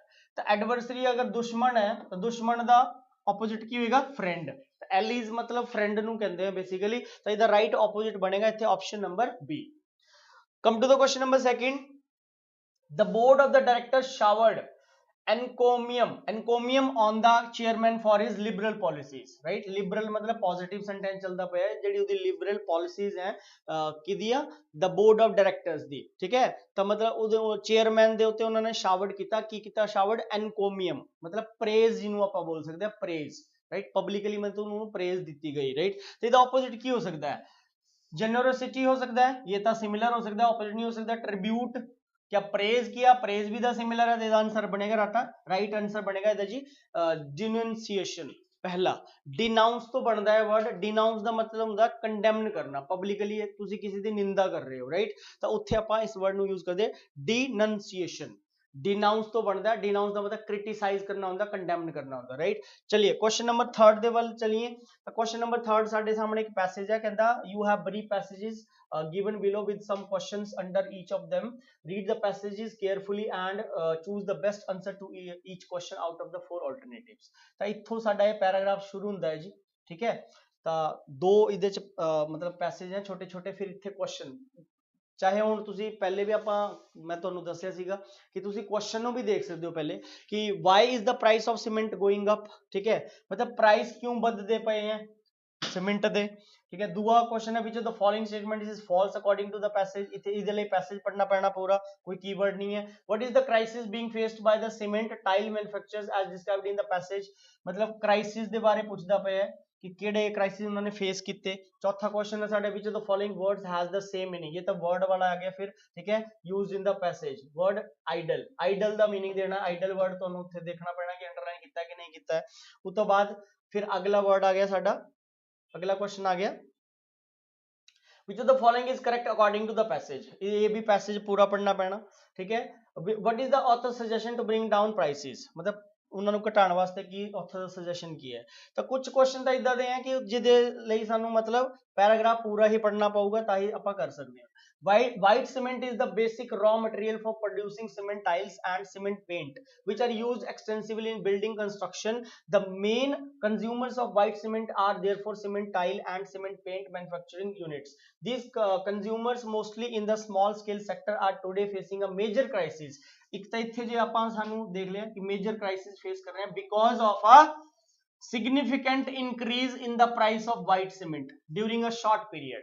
मतलब ਉਹਦੀ ਜਿਹੜੀ ਡਿਮਾਂਡ ਹੈ ਉਹ ਜ਼ਿਆਦਾ ਵੱਧ ਗਈ ਹੈ ਤਾਂ ਉਹਨਾਂ ਨੂੰ ਫਿਰ ਫੇਸ ਹੋ ਰਿਹਾ ਕ੍ਰਾਈਸਿਸ। ਤਾਂ ਇੱਥੋਂ ਸਾਡਾ ਆਨਸਰ ਨਿਕਲ ਸਕਦਾ ਹੈ, ਠੀਕ ਹੈ ਜੀ। ਤਾਂ ਪਹਿਲਾ ਕੁਐਸਚਨ ਜੇ ਆਪਾਂ ਦੇਖੀਏ, ਪਹਿਲਾ ਕੁਐਸਚਨ ਕਹਿੰਦਾ why is the price of cement going up, ठीक है? तो की हो सकता? Because the government is controlling the quota, because of export of white cement, because of the large usage of white cement, या because of extensive usage of white cement for construction. Extensive usage of white cement of construction. ਤਾਂ ਦੇਖੋ ਜੀ ਇਹ ਪਹਿਲਾ ਤੇ ਦੂਆ ਤਾਂ ਹੋਏਗਾ ਨਹੀਂ ਕਿਉਂਕਿ ਜਿੰਨਾ ਅਗਰ ਆਪਾਂ ਜੇ ਪੈਸੇਜ ਇੱਥੇ ਪੜਿਆ, ਠੀਕ ਹੈ? White cement is the basic raw material ਕਹਿੰਦਾ, ਫਿਰ ਅੱਗੇ ਕਹਿੰਦਾ ਕਿ ਇਹਦੀ ਜਿਹੜੀ ਜ਼ਿਆਦਾ ਲੋਡ ਹੈ ਅੱਜ ਦੀ ਡੇਟ 'ਚ, ਠੀਕ ਹੈ? ਤਾਂ white cement are there for cement tile and cement paint manufacturing units, these consumers mostly in the small scale sector are today facing, ਇੱਥੇ ਤਾਂ ਫੇਸਿੰਗ ਦੀ ਗੱਲ ਕਰ ਰਿਹਾ। ਫਿਰ ਅੱਗੇ ਕਹਿੰਦਾ a white and grey cement in the country is approximately 3.5 lakh tons. The average demand is 2.5 tons. This means that there is idle, ਇੱਥੇ ਇਹ word ਇਹ ਤੋਂ ਵੀ ਸਾਡੇ ਤੋਂ ਕੁਐਸਚਨ ਪੁੱਛਿਆ ਜੀ idle ਤੋਂ। capacity, there is idle capacity to the tune of 1 lakh tons or more. The price rise is therefore not a phenomenon arising out of inadequate production capacity, but evidently because of artificial scarcity created by the manufacturers in their self interest. ਤਾਂ ਮਤਲਬ ਉਹਦੀ ਜਿਹੜੀ ਘਾਟ ਹੁੰਦੀ ਹੈ, cement ਦੀ ਘਾਟ ਹੁੰਦੀ ਹੈ, ਉਹਦੇ ਬਾਰੇ ਇੱਥੇ ਗੱਲ ਕਰਦਾ ਪਿਆ। ਤਾਂ ਇਹਦਾ ਜਿਹੜਾ ਰਾਈਟ ਆਨਸਰ ਬਣੇਗਾ because of the large usage off white cement. मतलब पैराग्राफ तो यही इनडायरेक्ट जे आंसर मिलता पाया कि मतलब ਉਹਦੀ ਜਿਹੜੀ ਜ਼ਿਆਦਾ ਰਿਕੁਆਇਰਮੈਂਟ ਹੈ, large usage off white cement ਹੈ, ਤਾਂ ਹੀ ਮਤਲਬ ਉਹਦੇ ਪ੍ਰਾਈਸ, ਕਿਉਂਕਿ ਦੇਖੋ ਜੀ ਇੱਕ ਯੂਨੀਵਰਸਲ ਰੂਲ ਵੀ ਹੈ ਕਿ ਜਿਸ ਚੀਜ਼ ਦੀ ਡਿਮਾਂਡ ਵੱਧਦੀ ਹੈ ਤਾਂ ਉਹਦੀ ਕੀਮਤ ਹਮੇਸ਼ਾ ਆਟੋਮੈਟਿਕਲੀ ਵੱਧਦੀ ਹੈ, ਠੀਕ ਹੈ? The greater the demand the higher the price, obvious है, ठीक है? ਤਾਂ मतलब प्राइस ਤਾਂ ਹੀ ਵੱਧਦੇ ਪਏ ਹੋਣੇ ਕਿ because of the large usage off white cement, क्योंकि ਉਹਦਾ यूज ज्यादा ਹੁੰਦਾ ਪਿਆ ਤਾਂ ਹੀ ਉਹਦੀ ਕੀਮਤ ਵੀ ਵੱਧ ਰਹੀ ਹੈ। ਤਾਂ ਪਹਿਲੇ ਦਾ ਆਨਸਰ ਬਣੇਗਾ ਸੀ, which of the following statement is false according to the passage, ਠੀਕ ਹੈ? ਤਾਂ ਸੈਕਿੰਡ ਦਾ ਆਨਸਰ ਕੀ ਹੋ ਸਕਦਾ ਹੈ?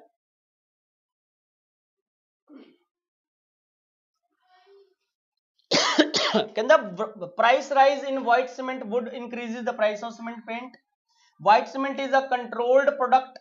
Increase in price of white cement is not because of production problem. Price rise in white cement would upset cement tile market. Cement tile market. ਤਾਂ ਥੋੜਾ ਜਿਹਾ ਆਪਾਂ ਦੇਖ ਲਈਏ ਜਰਾ ਪੈਰਾਗ੍ਰਾਫ ਨੂੰ ਅੱਗੇ ਕੀ ਕਹਿੰਦਾ। The main reason for the continuing spurt in cement price is its decontrol. ਦੇਖੋ ਜੀ ਇੱਥੇ ਸਾਨੂੰ ਆਨਸਰ ਮਿਲ ਗਿਆ ਕੁਐਸਚਨ ਦਾ। decontrol ਹੈ ਮਤਲਬ ਉਹ ਕਹਿੰਦਾ ਕਿ ਕੰਟਰੋਲੇਬਲ ਹੈ। ਵਾਈਟ ਸੀਮੈਂਟ ਦੀ ਜਿਹੜੀ ਡਿਮਾਂਡ ਹੈ ਉਹ ਕੰਟਰੋਲਡ ਫਾਰਮ ਹੈ, ਜਦ ਕਿ ਇਹ ਉਲਟਾ ਉਹ ਕਹਿੰਦਾ ਪਿਆ ਇੱਥੇ ਡੀਕੰਟਰੋਲ ਹੈ। ਤਾਂ ਆਨਸਰ ਸਾਨੂੰ ਇੱਥੇ ਮਿਲ ਗਿਆ ਜੀ, ठीक है? ਇਹਦਾ ਰਾਈਟ ਆਨਸਰ ਬਣੇਗਾ ਸਾਡਾ क्वेश्चन नंबर सेकंड ਦਾ ਰਾਈਟ ਆਨਸਰ बी है। White cement is a controlled product नहीं है, डीकंट्रोल्ड प्रोडक्ट है ये साफ ਉੱਥੇ ਪੈਸੇਜ उन्होंने डीकंट्रोल वर्ड तो ਸਾਨੂੰ आइडिया ਦਿੱਤਾ है, right? Question number third, which of the following statement is false according to the passage? अच्छा ये तो हो गया जी, sorry. Question number, what is the crisis being faced by the cement tile manufacturers as described in the paragraph, right? The passage ये साफ लिखा है उन्होंने कि ਇਹਦੇ मतलब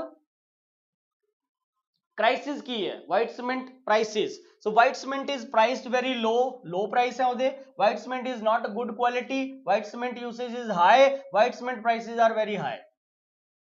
ਤਾਂ ਕਿਹੜੇ ਕ੍ਰਾਈਸਿਸ ਦੀ ਗੱਲ ਕਰਦਾ ਪਿਆ ਸੀ ਪੈਸੇਜ ਆਪਾਂ ਦੇਖ ਲਈਏ ਮਾੜਾ ਜੀ।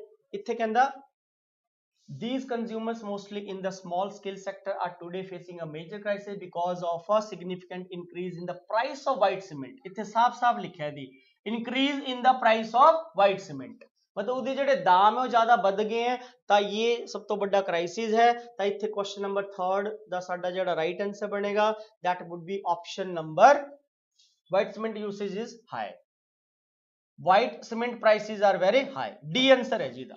ठीक है। तो क्वेश्चन नंबर इधर बनेगा white cement prices are very high, साफ साफ लिखा पैराग्राफ च, ठीक है, कि मतलब ਉਹਦੀ ਜਿਹੜੀ ਕੀਮਤਾਂ ਹੈ ਉਹ ਜ਼ਿਆਦਾ ਵਧ ਗਈਆਂ ਤਾਂ ਇਹ ਸਭ ਤੋਂ ਵੱਡਾ ਕ੍ਰਾਈਸਿਸ ਹੈ ਜਿਹੜੇ ਉਹ ਫੇਸ ਕਰਦੇ ਪਏ ਹੈ। क्वेश्चन नंबर नेक्स्ट, ठीक है। तो आइडल ਦਾ ਜੇ ਆਪਾਂ ਇੱਥੇ ਇਦਾਂ ਹੁੰਦਾ ਕਿ ਆइडल ਦਾ ਉਹਦਾ ਮੀਨਿੰਗ ਤਾਂ ਲੇਜ਼ੀ ਹੁੰਦਾ ਹੈ ਜੀ, ਜਿਹੜਾ ਬੰਦਾ ਸੁਸਤ ਹੁੰਦਾ ਹੈ, ਬਟ ਲਿਟਰਲ ਮੀਨਿੰਗ ਨਹੀਂ ਦੇਣਾ ਹੁੰਦਾ ਪੈਸੇਜ, ਦੇਖਣਾ ਪੈਂਦਾ ਕਿ ਉਹ ਵਰਡ ਕਿਸ ਆਧਾਰ ਤੇ ਆਪਾਂ ਉੱਥੇ ਮਤਲਬ ਯੂਜ਼ ਕਰ ਰਹੇ ਹਾਂ। ਉਸ ਵਰਡ ਦਾ ਲਿਟਰਲ ਮੀਨਿੰਗ ਨਹੀਂ ਦਿੰਦੇ ਸਟੂਡੈਂਟ, ਜਦ ਕੰਪਰੀਹੈਂਸ਼ਨ ਤੋਂ ਵੋਕੈਬ ਦੇ ਕੁਐਸਚਨ ਪੁੱਛਦਾ ਹੈ ਤਾਂ you don't need to give the literal meaning of that particular word, but how that particular word is used in that particular line, उस लाइन च वो कीवर्ड मीनिंग दिंदा पिया ਉਹਦੇ ਹਿਸਾਬ ਨਾਲ ਸਾਨੂੰ ਆਨਸਰ ਦੇਣਾ ਪੈਣਾ, ਠੀਕ ਹੈ। ਉਹਦਾ ਲੇਜ਼ੀ ਹੋ ਸਕਦਾ ਹੈ ਉੱਥੇ। ਕਹਿੰਦਾ the average demand is 2.5 tons, this means that there is idle capacity to the tune of 1 lakh tons or more, ठीक है। ਤਾਂ ਹੁਣ idle ਦਾ ਇੱਥੇ ਆਪਾਂ ਜੇ ਮੀਨਿੰਗ ਲਗਾਈਏ ਤਾਂ ਕੀ ਹੋ ਸਕਦਾ ਹੈ, ਦੇਖੀਏ ਜਰਾ। ਲੇਜ਼ੀ ਤਾਂ ਹੋਣਾ ਨਹੀਂ ਹੈ, ਲੇਜ਼ੀ ਤਾਂ ਉੱਥੇ ਮੀਨਿੰਗ ਬਣਦਾ ਨਹੀਂ ਹੈ। ਕਲਮਸੀ ਇੱਕ ਬੰਦਾ ਹੁੰਦਾ ਜਿਹੜਾ ਆਫਨ ਮਿਸਟੇਕਸ ਕਰਦਾ ਹੈ। ਲਾਰਜ ਵੀ ਨਹੀਂ ਹੋਗਾ, ਐਕਸੈਸ ਆਨਸਰ ਜਾਏਗਾ, ਐਕਸੈਸ ਮਤਲਬ ਜਾਏਗਾ ਉੱਥੇ ਮੀਨਿੰਗ ਦੇ ਹਿਸਾਬ ਨਾਲ, ਰਾਈਟ। ਅੱਗੇ ਦੇਖਿਓ ਜੀ, which of the following is correct according to the passage, ਤਾਂ ਪੈਰਾਗ੍ਰਾਫ ਦੇ ਹਿਸਾਬ ਨਾਲ ਕਿਹੜੀ ਆਪਸ਼ਨ ਹੈ ਜਿਹੜੀ ਕਰੈਕਟ ਫਾਰਮ ਚ ਜਾਂਦੀ ਹੈ ਜੀ, ਠੀਕ ਹੈ। The white cement is not used in the manufacture of paint, गलत है ये। white cement forms a minor part of the manufacturing, ये भी wrong बनेगा। white cement is very important for tile manufacturing, ये इसका आंसर सही है, ठीक है। तो तुसी एक बार ये दिता है उन्होंने पीछे कि white cement ਜਿਹੜਾ है बहुत important है for टाइल मैन्युफैक्चरिंग। टाइल जब आप बनाते तो white cement का यूज ज्यादा होता है, ये कॉमन सेंस का भी आंसर है। तो मतलब टाइल बनाने वास्ते white cement ज्यादा इंपॉर्टेंट होता है, ठीक है जी। तो हुण आप आगे वधिए, एरर देख लो। अच्छा एक क्वेश्चन हो रहा है, what is the author suggestion, what is the author suggestion to bring down prices, मतलब प्राइसेस ਨੂੰ ਘਟਾਉਣ ਵਾਸਤੇ ऑथर ਦਾ ਕੀ सजेशन है, ठीक है। तो government should control the white cement market, production capacity should be increased, usage of white cement in other area should be reduced, competition among manufacturers of cement paints and tiles should be reduced. तो passage ਦੇ ਹਿਸਾਬ ਨਾਲ ਜੇ ਆਪਾਂ ਦੇਖੀਏ author ਦੀ suggestion बनेगी ये, ठीक है, कि गवर्नमेंट ਨੂੰ ਕੀ ਕਰਨਾ ਚਾਹੀਦਾ, ਵਾਈਟ ਸੀਮੈਂਟ ਦੀ ਜਿਹੜੀ ਮਾਰਕੀਟ ਹੈ ਉਹਨੂੰ ਥੋੜਾ ਜਿਹਾ ਕੰਟਰੋਲ ਕਰਨਾ ਚਾਹੀਦਾ। ਅੱਗੇ ਦੇਖੋ ਜੀ, ਤਾਂ एरर दसनी है जी, they visited the place because they wanted to see for themselves, ये तो बड़ा सौखा जो क्वेश्चन पाता है, कुछ भी नहीं है, सेकंड आंसर बनेगा, क्योंकि ये जड़ा दे हुंदा, दे इदा ऑब्जेक्ट स्टूडेंट them हुंदा है, इदा पोजेसिव आगे जाके देयर हुंदा है, ते इदा जड़ा रिफ्लेक्सिव हुंदा है वो कभी भी सेल्फ नहीं हुंदा, वो हुंदा सेल्व्स, ये हुंदा है जी। तो इत्थे तो them self लिखदा पिया, तो आंसर है साडा सेकंड, राइट। जिदा दे दा रिफ्लेक्सिव हमेशा themselves हुंदा है, ते we दा रिफ्लेक्सिव हमेशा ourselves हुंदा है। जिदा वाइफ दा प्लूरल वाइफ्स हुंदा है, नाइफ दा प्लूरल नाइफ्स हुंदा है, तो themself is the wrong word, ठीक है, यहाँ पे आंसर होगा themselves। आगे देखो, the tables wood, noun का क्वेश्चन है, is invested with might and I am likely to dispose it of, ठीक है। the tables wood नहीं हुंदा स्टूडेंट, ठीक है। नॉन लिविंग वास्ते आपां की करते हैं, नॉन लिविंग वास्ते आपां लगाते हैं the wood of table, ये बनेगा the wood of table, solution बनेगा इधर द वुड ऑफ टेबल। ये नाउन च नाउन दा एक पार्ट है, एट्रीब्यूट है छोटा जे, नाउन केसेस कहंदे उन्हां नूं। लिविंग वास्ते एपोस्ट्रोफी एस लगदा है, नॉन लिविंग वास्ते नहीं लगांदे। इधर आपां फैंस ब्लेड नहीं बोलूंगे, ब्लेड ऑफ फैन बोलूंगे, राइट। चलो आगे देखियो जी, I don't like these kind of novels, simple वाइट जे गल है जी, दीज काइंड इत्थे इंप्रूव करना है, तुसी देखना है दिस काइंड होएगा, दोज काइंड होगा, ठीक है। तो दीज दा दिस दा प्लूरल हुंदा है, जे तुसी दीज लिख रहे हो तो काइंड्स होना चाहिए, तो ऑप्शन तो दे नहीं रहा, तो इत्थे आंसर होएगा पहला दिस काइंड, ठीक है। दिस सिंगुलर है, प्लूरल जब तुसी दीज लिखोगे तो काइंड्स होना चाहिए सीगा उत्थे, तो वो तो करदा नहीं पिया काइंड्स, राइट। तो this kind is the right answer बनेगा। नेक्स्ट देखो जी, once his crime was discovered he had no option but to come clean, तो he had no option but to come clean, to deny the crime, to confess the crime, to accuse someone else the crime, or to apologize for the crime, तो इधर right answer बनेगा to confess the crime। once his crime was discovered he had no option, मतलब जब किसी बंदे दा crime फड़िया जाता है ना, तो ਉਹਦੇ ਕੋਲ कोई ऑप्शन नहीं होंदी, बल्कि यही ऑप्शन होंदी कि ਉਹਨੂੰ कन्फेस कर ले, मन ले अपनी गलती ਨੂੰ। कन्फेस ਹੁੰਦਾ बेसिकली अपनी गलतियां ਨੂੰ ਮੰਨਣਾ, acceptance of wrong deeds, right. तो आंसर बनेगा जी इत्थे बी। आगे देखो, ये आ गया साडा PQRS, जंबलिंग ਦਾ सवाल है जी। ਤਾਂ ਇਹਦਾ ਜਿਹੜਾ ਰਾਈਟ ਆਨਸਰ ਬਣੇਗਾ ਤੁਸੀਂ ਦੇਖ ਸਕਦੇ ਹੋ ਇੱਕ ਕੀ ਹੋ ਸਕਦਾ ਇਹਦਾ answer his son fell into bad company of village boys ठीक है फिर ਇੱਥੇ R ਤੋਂ ਸਟਾਰਟ ਕਰਦਾ ਪਿਆ ਹੈ his father was much worried about his son's bad company ठीक है ਤਾਂ his son fell into bad company मतलब bad company ਦਾ ਕਨੈਕਸ਼ਨ ਦੇਖੋ ਛੋਟੇ ਛੋਟੇ ਲਿੰਕ ਲੱਭਣੇ ਹੁੰਦੇ ਜੀ ਕਿ ਕੀ ਲਿੰਕ ਇਹਦਾ ਬਣ ਸਕਦਾ ਹੈ ठीक है तो क्या ये साडा देखिए आप R तो शुरू होएगा ਉਹਦਾ कंपनी ਦਾ ਕਨੈਕਸ਼ਨ ਤਾਂ ਬਣਦਾ ਪਿਆ ਇੱਥੇ ਵੀ बैड कंपनी ਦਾ ठीक है तो S तो हो सकता है his son fell into bad company of village boys तो S की है to give a lesson to the son नहीं ये नहीं बनेगा P है साडा the father wanted to wean his son from bad company अच्छा ये नहीं बनेगा इसका आंसर पहला बनेगा जी ठीक है his son fell into bad company of village boys R तो की बनेगा साडा his father was much worried about his son's bad company P the father wanted to wean his son from bad company S to give a lesson to the son his father gave him a few good bananas with a rotten one Q a few days later all bananas got spoiled sorry ठीक है the boy understood the desired lesson his father wanted to give him story भी बन रही है थोड़ा कहानी जे type है ठीक है तो इसका आंसर ए बनेगा बाकी तो स्टार्ट हो नहीं सकता है चलो आगे देखें जी Rubik's cube was most popular puzzle in 1980s ठीक है तो इस तो बाद हुन की हो सकता है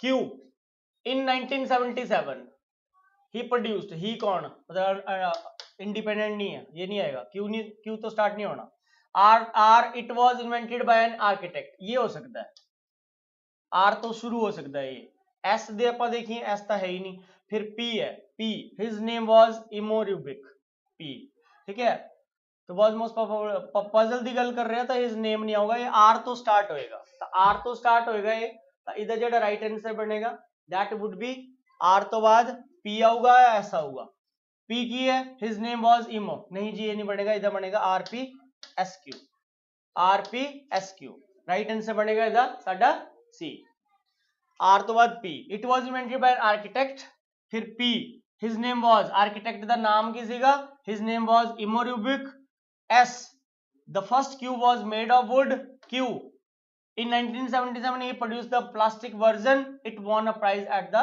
Budapest International Fair तो इधर राइट आंसर बनेगा स्टूडेंट साडा सी चलो आगे देखिए जी out of the model verbs given below choose the one which completes the meaning of the sentence she dash marry Sham ठीक है तो मतलब ये समथिंग इन फ्यूचर की बात कर रहा है तो she must marry Sham she could इथे एबिलिटी तो है नहीं कट दो इनू ठीक है she will marry Sham ये मतलब श्योरिटी की सेंस में जा रहा है गलत है ये एक तरह से सुझाव है जैसे हम बोलते हैं कि तुम्हें उससे शादी करनी चाहिए ठीक है तो एक फ्यूचर के लिए हम किसी को सजेस्ट कर सकते हैं तो मस्ट हम फोर्स भी नहीं कर सकते ऑब्लिगेशन तो है नहीं डी आंसर होगा आगे देखो आगे कंप्लीट हो गए जी ठीक है तो आज के सेशन में इतना रहेगा ठीक है थोड़े जे क्वेश्चन सीखे इसमें एरर के 2 क्वेश्चन थे रिफ्लेक्सिव प्रोनाउन का था एक नाउन का था ठीक है जी थोड़े जे कॉम्प्रीहेंशन से ਤੁਹਾਡੇ ਵੋਕੈਬ ਦਾ ਇੱਕ ਆਈਡਲ ਦਾ मीनिंग ਪੁੱਛਿਆ ਸੀਗਾ ਬਾਕੀ ਸੀਮੈਂਟ ਦੇ ਬਾਰੇ ਵਾਈਟ ਸੀਮੈਂਟ ਦੇ ਉੱਤੇ ਪੈਸੇ ਸੀਗਾ ਤਾਂ ਥੋੜੇ ਜੇ कीवर्ड्स ਇਦਾਂ ਕਰਿਆ ਕਰੋ ठीक है चलिए जी ओके जी थैंक यू वेरी मच बाकी करेंगे नेक्स्ट क्लास में अगले मॉक टेस्ट में मिलेंगे फिर thank you very much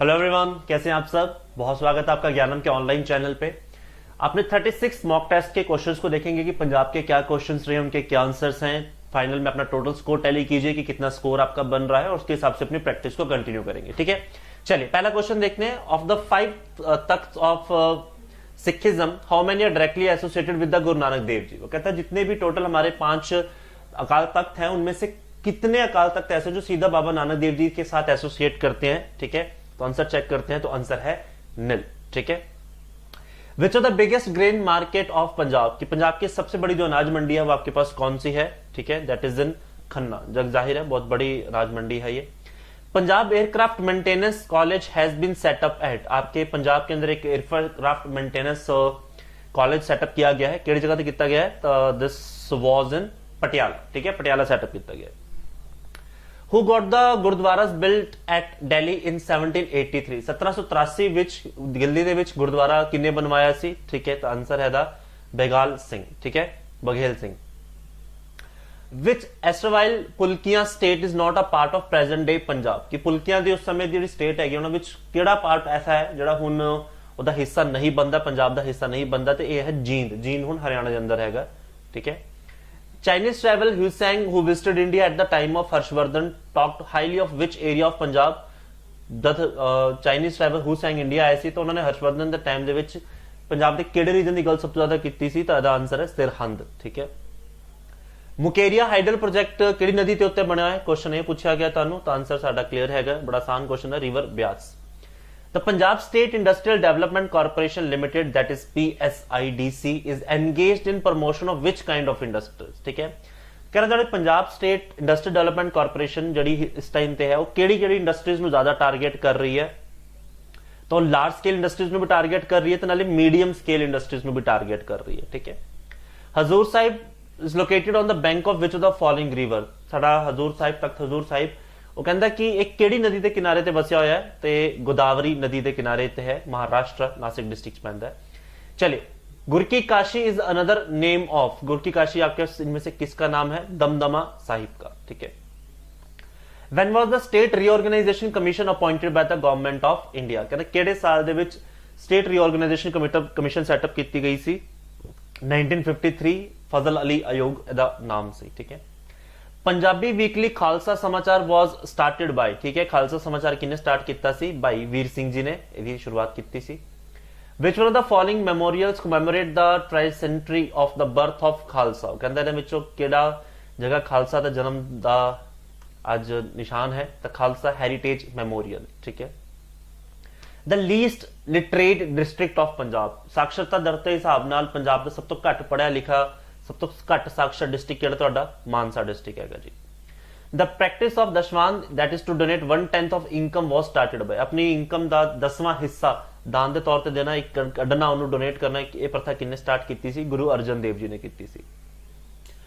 The monument named the Flame of Liberty is associated with, ਠੀਕ ਹੈ। The Flame of Liberty ਜਿਹੜੀ ਹੈ ਉਹ ਤੁਹਾਡੀ ਕਿਹੜੇ ਮੋਨੂਮੈਂਟ ਨਾਲ ਐਸੋਸੀਏਟਡ ਹੈ? ਤਾਂ ਜਲਿਆਂਵਾਲਾ ਬਾਗ, ਠੀਕ ਹੈ, ਅੰਮ੍ਰਿਤਸਰ।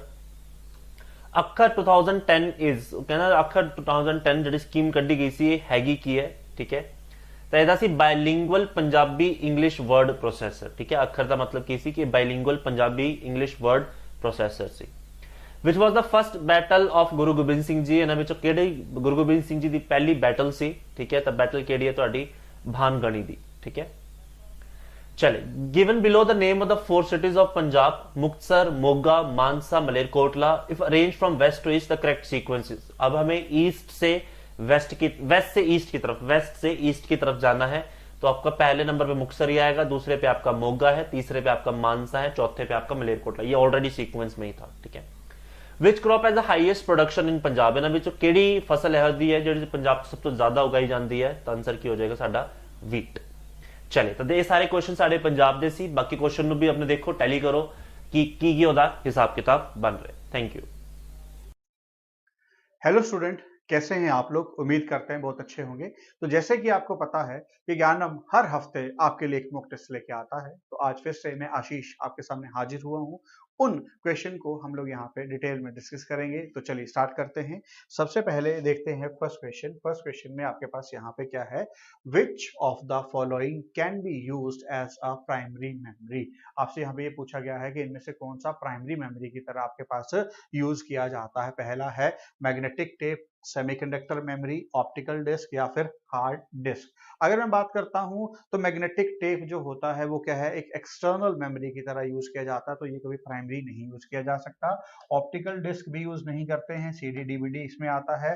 हार्ड डिस्क को भी आप लोग निकाल के यूज करते हैं, तो ये भी नहीं आएगा। तो प्राइमरी मेमोरी की अगर मैं बात करता हूं आपके पास, तो यहाँ पे एक ही वर्ड बनेगा, दैट इज सेमीकंडक्टर मेमोरी, जो कि इनबिल्ड आपके पास यहाँ पे आता है। तो आंसर इज बी ऑप्शन। चलिए नेक्स्ट क्वेश्चन की अगर मैं बात करता हूं तो अगला क्वेश्चन ये रहा, to undo your last action in MS Office press. अब एमएस ऑफिस की बात करी गई है, खासकर एमएस ऑफिस के अंदर भी यहाँ पे पर्टिकुलर किसके बारे में पूछा गया है? एमएस वर्ड के बारे में पूछा आपसे गया है। तो अगर इसमें आप लोगों को लास्ट एक्शन जो है रिपीट करना हो तो control plus P, control plus S या कंट्रोल प्लस एन या फिर कंट्रोल जेड। तो अगर कंट्रोल प्लस जेड करते हैं तो ये क्या होता है? आपके पास अंडू होता है। ये क्या होता है? अंडू आपके पास होता है। कंट्रोल प्लस एन का मतलब होता है न्यू। ठीक है, आंसर जो बनेगा डी ऑप्शन बनेगा। पर बाकी बता देता हूँ, कंट्रोल प्लस एस का मीनिंग होता है सेव करना और कंट्रोल प्लस पी का मतलब होता है प्रिंट करना। तो होपफुली ये बात आप लोगों को यहाँ तक ये सारे के सारा कंटेंट भी क्लियर होगा और बातें भी आपको यहाँ पे क्लियर हो रही होंगी। चलिए नेक्स्ट क्वेश्चन की बात करते हैं। ये रहा, विच of the following is not a font style. तो फॉन्ट स्टाइल इनमें से कौन सा नहीं है, that is the your question. ये नहीं पूछा कि कौन सा है। अगर बोल्ड की बात करूं तो बोल्ड तो फॉन्ट स्टाइल होता है, ठीक है ना। इटैलिक भी होता है, रेगुलर भी होता है, क्योंकि ये फॉन्ट में ही आते हैं। सबस्क्रिप्ट और सुपरस्क्रिप्ट की बात करता हूं तो ये फॉन्ट में नहीं आते हैं, तो इस वजह से आंसर क्या बनेगा, सुपरस्क्रिप्ट आपके पास आंसर यहाँ पे बनेगा। सुपरस्क्रिप्ट आपके पास यहाँ पे आंसर जो है बनेगा। तो होपफुली ये भी बात आपको क्लियर है। चलिए नेक्स्ट है MICR। MICR की अगर मैं बात करता हूं तो यहाँ पे पूछा गया है MICR स्टैंड फॉर। ये बहुत इंपॉर्टेंट क्वेश्चन है, ना जाने कितनी बार कितने पेपर में आपके पास पूछा जा चुका है। इनपुट डिवाइसेस से क्वेश्चन बनता है और आपसे पूछा गया कि MICR स्टैंड फॉर, तो इसका फुल फॉर्म है मैग्नेटिक इंक कैरेक्टर रिकॉग्निशन। तो आपके पास जो है ए ऑप्शन इसका आंसर बनेगा। बाकी तीनों के तीनों answer, magnetic ink code reader गलत, मैग्नेटिक इंक केस रीडर गलत, या फिर नन ऑफ दिस। तो आंसर आपको यहाँ पे पता चल गया कि ए ऑप्शन बनेगा। सम टाइम आपको बताना चाहूंगा कि रिकॉग्नाइजेशन वर्ड नहीं होता है, सम टाइम वर्ड रीडर भी आ जाता है। तो अगर रिकॉग्नाइजेशन वर्ड ना हो और रीडर हो तो यू गो फॉर दैट, आप उसके साथ भी जा सकते हैं, कोई इश्यू नहीं है, वो वहां पे वैलिड हो जाता है। बट अगर पहले रिकॉग्नाइजेशन है फिर रीडर है, then you have to take first of all recognisation, after that you have to click reader. Hopefully this is also clear to you। चलिए सो नेक्स्ट क्वेश्चन की बात करते हैं। अगला क्वेश्चन ये रहा, to apply alignment to paragraph we can. ठीक है, अब यहाँ पे सेंटर अलाइनमेंट की बात करी गई है, सेंटर अलाइनमेंट की बात करी गई है, तो आपको यहाँ पे ये बताना है कि क्या होगा। तो इसका शॉर्टकट क्या है, तो आपके पास सेंटर का जो मतलब होता है वो होता है कंट्रोल प्लस ई। ठीक है, कंट्रोल प्लस ई आपके पास होता है। अगर मैं लेफ्ट अलाइनमेंट की बात करता हूं तो कंट्रोल प्लस एल अगर करेंगे तो लेफ्ट अलाइनमेंट आएगा। ठीक है, और राइट है जो है कंट्रोल प्लस एल अगर आर अगर करेंगे तो वो राइट अलाइनमेंट आपके पास आएगा। ठीक है, ये बात आपको याद रखनी है, लेफ्ट अलाइनमेंट राइट अलाइनमेंट आपके पास आएगा, और सेंटर के लिए ई, और पूरे इक्वल में अगर हमें करना है तो उसके लिए जस्टिफाई होता है कंट्रोल प्लस जे। ठीक है, तो आंसर क्या करना है, डी। चलिए नेक्स्ट क्वेश्चन की बात करता हूं। अगला क्वेश्चन है, the shortcut key to align the document on both side left and right side margin.